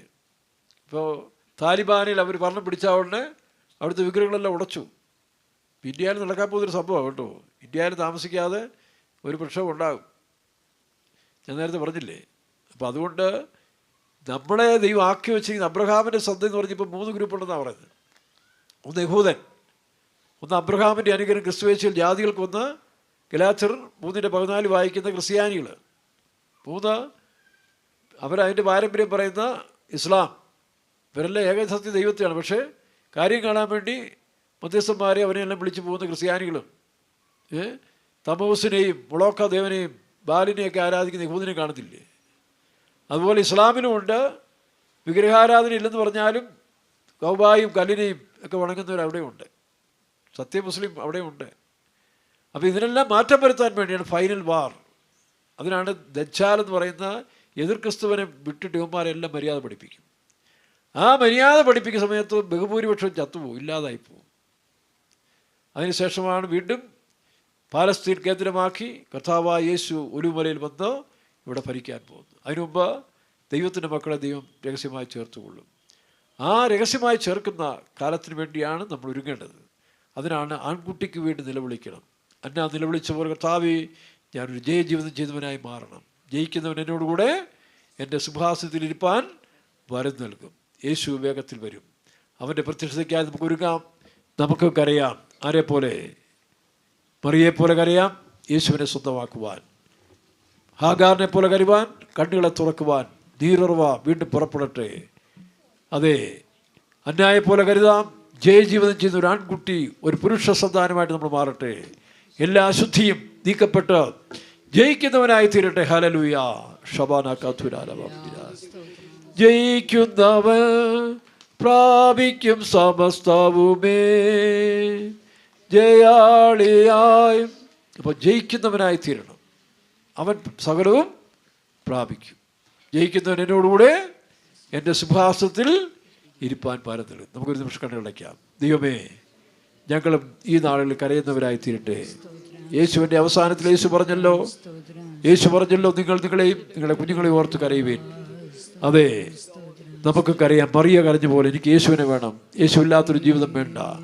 യേശുവിൻ്റെ വചനം, യേശുവിൻ്റെ ആത്മാവ്, വചനവും ആത്മാവില്ലാത്തൊന്നും എനിക്ക് വേണ്ട. അതിനുവേണ്ടി കരയാം. ആമേൻ. Hallelujah, hallelujah. ഹാഗാർ കരഞ്ഞ പോലെ കർത്താവേ, പിശാചിൻ്റെ കണ്ണിനെ കുരുടാക്കി ഈ ലോകത്തിൻ്റെ മഹത്വവും ഈ ലോകത്തിൻ്റെ ആഡംബരവും ഈ ലൗകികമായ ഭക്ഷണങ്ങളും ആഡംബരങ്ങളെല്ലാം കൊണ്ട് എൻ്റെ കണ്ണുകളെ കുരുടാക്കി. എൻ്റെ കണ്ണിനെ തുറക്കണമേ കർത്താവേ, കണ്ണുകളെ തുറക്കണമേ. ഹാഗാറിൻ്റെ കണ്ണ് തുറന്നവനായി ദൈവം നമ്മുടെ ഈ കണ്ണുകൾ തുറക്കട്ടെ. നമുക്ക് താഴ്ത്തി കൊടുക്കാം. നീരുറവ നിന്റെ കൺമുമ്പിൽ തുറക്കുന്നവനായൊരു ദൈവമുണ്ട്. ആ ദൈവത്തിൽ ആശ്രയിക്കും. വീണ്ടും രക്ഷയുടെ അനുഭവങ്ങൾ കടന്നു വരട്ടെ. ഈ രക്ഷയുടെ അനുഭവങ്ങൾ നമുക്ക് പ്രാപിപ്പാം. ഹല്ലേലൂയ. സ്തോത്രം, സ്തോത്രം, സ്തോത്രം, സ്തോത്രം, സ്തോത്രം. ശഗബാനല സബല കതുര ബംഷിയാദിനം തിലഷിയാദിനാദിന ഹിബാര ബാര കതുര ബര ബംഷിയാദിനം തിലഷിയാദിന ഓ ബഖബാന റബം തിരാദിന. അന്നാ പ്രാർത്ഥിച്ച പോലെ നമുക്കറിയാം. കർത്താവേ, എനിക്കൊരു ജയജീവിതം ചെയ്യണം, ഒരു വിശുദ്ധനായി മാറണം. ഹല്ലേലൂയ. ശബാന കതുര റബം തിരാദിന ഇബാന ബല കതുര ബര ബല കതുര ബര ബംഷിയാദിനം തിലഷിയാദിനാദിന ഇബാന ബല കതുര ബര ബംഷിയാദിനായി സിനായി. പൂർണ്ണരായി പ്രിയനെ പോലികത്തിൽ ജീവിച്ചിരുന്നവർ, പൂർണ്ണരായി പ്രിയനെ പോലികത്തിൽ ജീവിച്ചിരുന്നവർ, പൂർണ്ണ ശോഭയോടെ സിയോനിൽ പൂർണ്ണ ശോഭയോടെ സിയോനിൽ വാഴുമേ. പ്രിയനുമായി പ്രിയനുമായി പൂർണ്ണരായി പ്രിയനെ പോലികത്തിൽ ജീവിച്ചിരുന്നവർ, പൂർണ്ണരായി പ്രിയനെ പോ ഇഹത്തിൽ ജീവിച്ചിരുന്നവർ പൂർണ്ണശോഭയോടെ സിയോനിൽ വാഴുവേ, പൂർണ്ണശോഭയോടെ സിയോനിൽ വാഴുവേ, പ്രിയനുമായി പൂർണ്ണശോഭയോടെ സിയോനിൽ വാഴുവേ. ഹല്ലേലൂയ.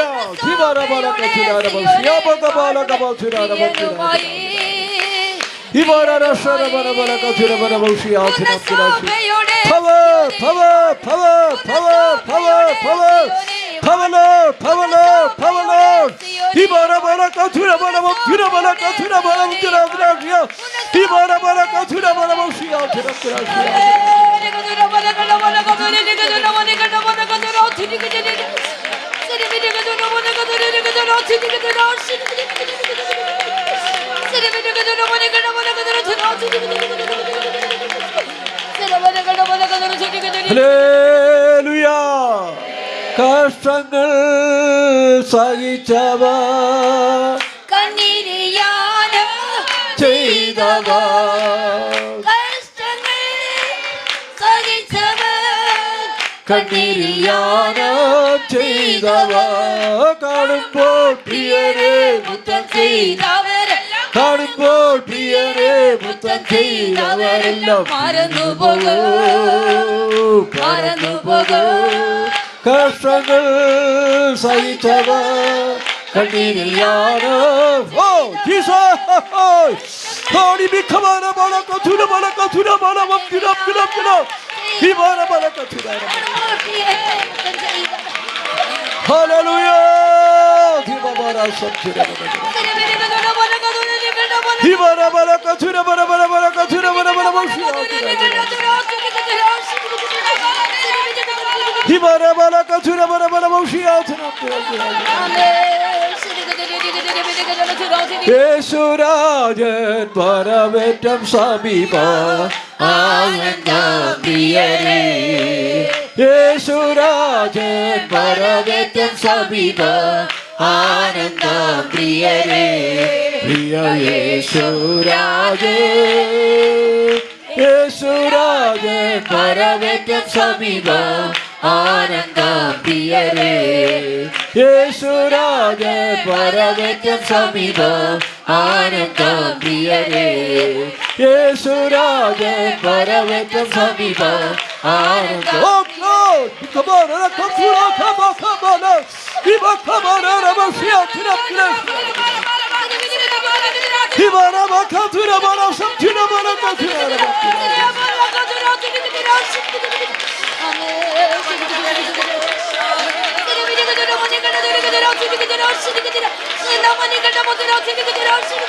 Oh, Jesus!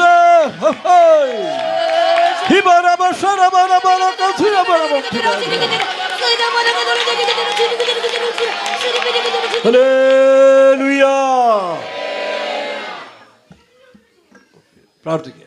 ഞങ്ങളോട് സ്നേഹിക്കുന്ന സ്വർഗപിതാവേ, ആദിപിതാക്കന്മാർ നിന്നെ സത്യത്തിലും ആത്മാവിലും ആരാധന രാവിലെ സമീകത്താവേ, നിന്നെ സത്യത്തിലും ആത്മാ ഭൂമി ശേഷിപ്പിച്ചനായ സ്തോത്രം. കഴിഞ്ഞ ഒരാഴ്ച തന്നെ ഈ വർഷത്തിന്റെ ആരംഭം മുതൽ ഈ അവസാന മാസം വരെയും ദൈവം ഞങ്ങൾക്ക് വിശ്വസ്തനായി വാക്ക് പറഞ്ഞിട്ട് മാറാത്ത ദൈവമായി ഒരു പിതാവിനേക്കാൾ മാതാവിനേക്കാൾ ഉപരിയായി ഞങ്ങളെ സ്നേഹിച്ച് കത്താവ് ഞങ്ങളെ വഴി നടത്തിയല്ലാതെ സ്തോത്രം കത്താവേ. എത്രയോ പേര് കത്താവേ ഈ അവസാന ദിവസം കാണാതെ വേണം ഈ ലോകത്തെ വിട്ട് കടന്നുപോയി. എത്രയോ പേര് കത്താവേ വിശ്വാസ പോർക്കളത്തിൽ നന്യപ്പെട്ടു പോയി. എങ്കിലും ഒന്നുമില്ലാത്ത ഞങ്ങളെ ഏഴുകളായി ഞങ്ങളെ കത്താവേ ഇതുവരെ ദൈവത്തിന്റെ കൃപയിൽ സൂക്ഷിച്ച് ഇതുവരെ ദൈവത്തിന്റെ വീട്ടിൽ നിലനിർത്തിയതിനാൽ ഞങ്ങൾ നിന്നെ സ്തുതിക്കുന്നു, മഹത്വപ്പെടുത്തുന്നു. ഞങ്ങൾക്ക് പുകഴുവാ നിന്റെ ക്രൂശല്ലാതെ, ഞങ്ങൾക്ക് പ്രശംസിപ്പാ നിന്റെ ക്രൂശല്ലാതെ ഞങ്ങൾക്ക് ഒന്നുമില്ല കർത്താവേ. അയ്യപ്പോൾ നിന്റെ ക്രൂശിൽ പ്രശംസിക്കുന്നവരായി കർത്താവേ, നിന്റെ ക്രൂശിനെ മാത്രം മുന്നിൽ വെച്ചുകൊണ്ട് ജീവിക്കുന്നവരായി ഞങ്ങൾ കാണപ്പെടുവാൻ അവിടെ നെടിയാക്കി തരുക്കണമേ എന്ന് പ്രാർത്ഥിക്കുന്ന കർത്താവേ. ഞങ്ങൾ പ്രാർത്ഥിക്കുന്നതുപോലെ കർത്താവേ ഞങ്ങളുടെ കൺവെൻഷൻ കർത്താവ് ഭാരമേറ്റ് നടത്തി വലിയ അനുഗ്രഹങ്ങളെ പകർന്നു വന്നതിനാൽ സ്തോത്രം ചെയ്തു കർത്താവേ. പലപ്പോഴും ഞങ്ങൾ നന്ദിയില്ലാത്തവരായി തീർന്നെങ്കിലും യഹോവ വിശ്വസ്തനായി ഞങ്ങളോട് കാണിച്ച എല്ലാ ദയക്കായി ഞങ്ങൾ നിന്നെ സ്തുതിക്കുന്നു, മഹത്വപ്പെടുത്തുന്നു കർത്താവേ. ഞങ്ങൾ നന്ദിയുള്ള ഹൃദയത്തോടെ ഓരോ നിമിഷം ജീവിപ്പാൻ ഞങ്ങളെ സഹായിക്കണമേ എന്ന് പ്രാർത്ഥിക്കുന്നു കർത്താവേ. സ്തോത്രം സ്തോത്രം. വചനം കേട്ട് അനേകരെ ഈ നാളുകളായി സന്ദർശിച്ച് രക്ഷിച്ച് ഈ സത്യാനുഭവത്തിലേക്ക് കർത്താവ് കൊണ്ടുവരേണ്ടതിനായി പ്രാർത്ഥിക്കുന്നു. ദേശത്തോട് ദൈവം കണ്ണ് കാണിക്കണമേ. അനേക മദ്യപാനികളെ കർത്താവെ, മദ്യത്തിന്റെ ലഹരിക്ക് അടിമകളായിരിക്കുന്നവരെ ദൈവം രക്ഷിച്ച് കർത്താവെ സത്യസഭയോട് ഐക്യപ്പെടുത്തണമേ എന്ന് പ്രാർത്ഥിക്കുന്നു കർത്താവെ. ദൈവം ചെയ്ത എല്ലാ നന്മകൾക്കും ഉപകാരങ്ങൾക്കും കർത്താവെ ഞങ്ങൾ ആയിരം നന്ദി പറഞ്ഞുകൊണ്ട് കർത്താവെ നിന്നെ സ്തുതിക്കുന്നു, മഹത്വപ്പെടുത്തുന്നു കർത്താവെ. ഈ രാവിലെ സമയം വീണ്ടും ദൈവസന്നിധി വരുവാനും അനുഗ്രഹിക്കപ്പെട്ട പാട്ടുകളെ പാടി ദൈവത്തെ സ്തുതിപ്പാനും ഞങ്ങൾക്കിടയാക്കി തീർത്തനായ സ്തോത്രം കർത്താവെ. ഞങ്ങളോട് സംസാരിച്ച ദൈവത്തിന്റെ നല്ല ആലോചനയ്ക്കായ സ്തോത്രം കർത്താവെ. ആ മറിയ ദൈവത്തെ അന്വേഷിച്ച് കർത്താവ് രാവിലെ കല്ലറിക്കൽ ചെന്ന് കരഞ്ഞതുപോലെ കർത്താവെ ഞങ്ങളെ യേശുവിനെ കാണുവാൻ ഈ നാളുകളായി കരയുന്ന ഒരു അനുഭവം ഞങ്ങളുടെ ജീവിതത്തിൽ തരണമേ എന്ന് പ്രാർത്ഥിക്കുന്നു കർത്താവെ. ആ യേശുവിനെ അവൾ കണ്ടുകിട്ടിയതുപോലെ ഞങ്ങളുടെ ജീവിതത്തിൽ വിദേശത്തും അനേകർ യേശുവിനെ കണ്ടുകിട്ടുന്നവരായി, യേശുവിനെ തങ്ങളുടെ സ്വന്തം രക്ഷിതാവായി സ്വീകരിക്കുന്നവരായി തീരുവാൻ നിൽക്കണം. ദൈവോട് സഹായിക്കണമേ എന്ന് പ്രാർത്ഥിക്കുന്നു കർത്താവെ. ആ ഹന്ന കരഞ്ഞ ഒരു നീരുറവ് അവരുടെ ജീവിതത്തിൽ കണ്ടതുപോലെ കർത്താവെ കുരുടി കണ്ണുകളെ ഈ നാളുകളായി ദൈവം തുറന്നു കർത്താവെ. താവെ അനേക നീരുറവെ കാണുവാൻ നിൽക്കണം, അനേക ദൈവത്തിന്റെ വചനങ്ങൾ അറിയുവാൻ നിൽക്കണം കർത്താവ്. ഇവിടെയാക്കി തീർക്കണമേ എന്ന് പ്രാർത്ഥിക്കുന്നു കർത്താവെ. ആ ഹന്ന കർത്താവെ ഒരു പുത്രന് വേണ്ടി കരഞ്ഞതുപോലെ ഞങ്ങളുടെ ജീവിതത്തിൽ ഒരു ആൺകുട്ടി ഉരുവാകാൻ നിൽക്കണം, ഒരു വിശുദ്ധ ജീവിതം ചെയ്യുവാൻ നിൽക്കണം കർത്താവെ. ഞങ്ങൾക്ക് ഇടയാക്കി തീർക്കണമേ എന്ന് പ്രാർത്ഥിക്കുന്നു. കേട്ട വചന പ്രകാരം ഞങ്ങൾ കർത്താവെ സ്വർഗീയനായി യെരൂശലേമായി നിത്യതയിൽ കാണപ്പെടുവാൻ നിൽക്കണം. ഓരോ നിമിഷവും ഞങ്ങളെ ഒരുക്കണമേ എന്ന് പ്രാർത്ഥിക്കുന്നു. ശുശ്രൂഷിക്കാൻ നിന്റെ ദാസന് കൊടുത്ത കൃപയ്ക്കായി സ്തോത്രം. ഇനിയും ധാരാളം കൃപ കൊടുത്ത അനേകാര്യങ്ങൾ പ്രയോജനപ്പെടുത്തണമേ എന്ന് പ്രാർത്ഥിക്കുന്നു. ഇനി ഞങ്ങൾ കാണുവരെ നിന്റെ കൃപയുടെ സൂക്ഷിക്കണം. ഞങ്ങളുടെ ജനത്തെ സൂക്ഷിച്ചാട്ട് എല്ലാ നന്മകളാലും നിറച്ച് വേഗത്തിൽ വരുന്ന കർത്താവിനെ എതിരേൽപ്പാൻ ഞങ്ങളെ യോഗ്യരാക്കി തീർത്താട്ട് യേശുവിന്റെ നാമത്തിൽ തന്നെ സ്തോത്രം ചെയ്യാം. വീട്ടിൽ കഴിഞ്ഞിട്ട് സന്തോഷവും കൃപയുള്ളവർ കുറച്ച് മണല് കയറ്റിട്ട് പോവുക. ആ 2 സ്ഥലത്തിട്ടുണ്ട്. ആ ഷീറ്റ് മാറി നമ്മളിടില്ല. ഉച്ച കഴിഞ്ഞും വിളിച്ചിട്ട് വർക്കുണ്ട്. സഹോദരന്മാര് സന്തോഷമുള്ളവർ വരിക. സ്തോത്രം ചെയ്യാം. ചൊവ്വാഴ്ച തൊട്ട് നമ്മൾ തേക്കാൻ തുടങ്ങുന്നുണ്ട്. ബുധനാഴ്ച രാവിലെ മുതൽ നനയ്ക്കാൻ സഹോദരന്മാർ വരുന്നുണ്ട്. ഒന്ന് നിങ്ങൾ സഹായിക്കുന്നുള്ളതാണ്. നന്നായിട്ട് നനച്ചു കൊടുത്തെങ്കിൽ അത് സെറ്റാകും. തട്ടൊക്കെ നനയ്ക്കുന്നു.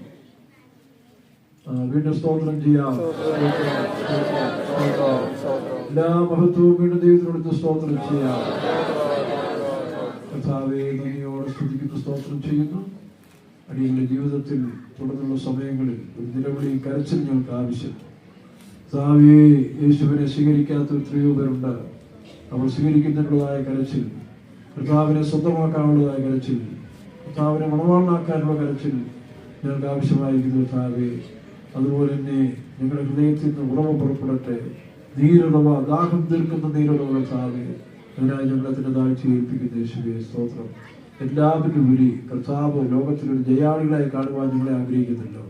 ലോകത്തിൽ യേശു ജയിച്ചതുപോലെ ഞങ്ങളെ ജയിച്ച് കർത്താവിലൂടെ കാണപ്പെടുവാൻ, അവിടുത്തെ സിംഹാസനത്തിൽ കാണപ്പെടുവാൻ തക്കവണ്ണം ഒരു വിശുദ്ധ ജീവിതവും ഒരു ജയ ജീവിതം നൽകിയിരിക്കുന്നതിനായ സ്തോത്രം. എല്ലാ മഹത്വത്തേക്ക് തരുന്നു യേശു നാമത്തിൽ. പിതാവായ ദൈവത്തിന്റെ സ്നേഹപുത്രന്റെ കൃപയും പരിശുദ്ധാത്മാവിന്റെ സംസർഗവും സഹവാസവും നമ്മോട് സർവ്വസഭാവിന്റെ താവിന്റെ ഒരുവരെയും എന്നേക്കുമാറാകട്ടെ. Hallelujah, hallelujah.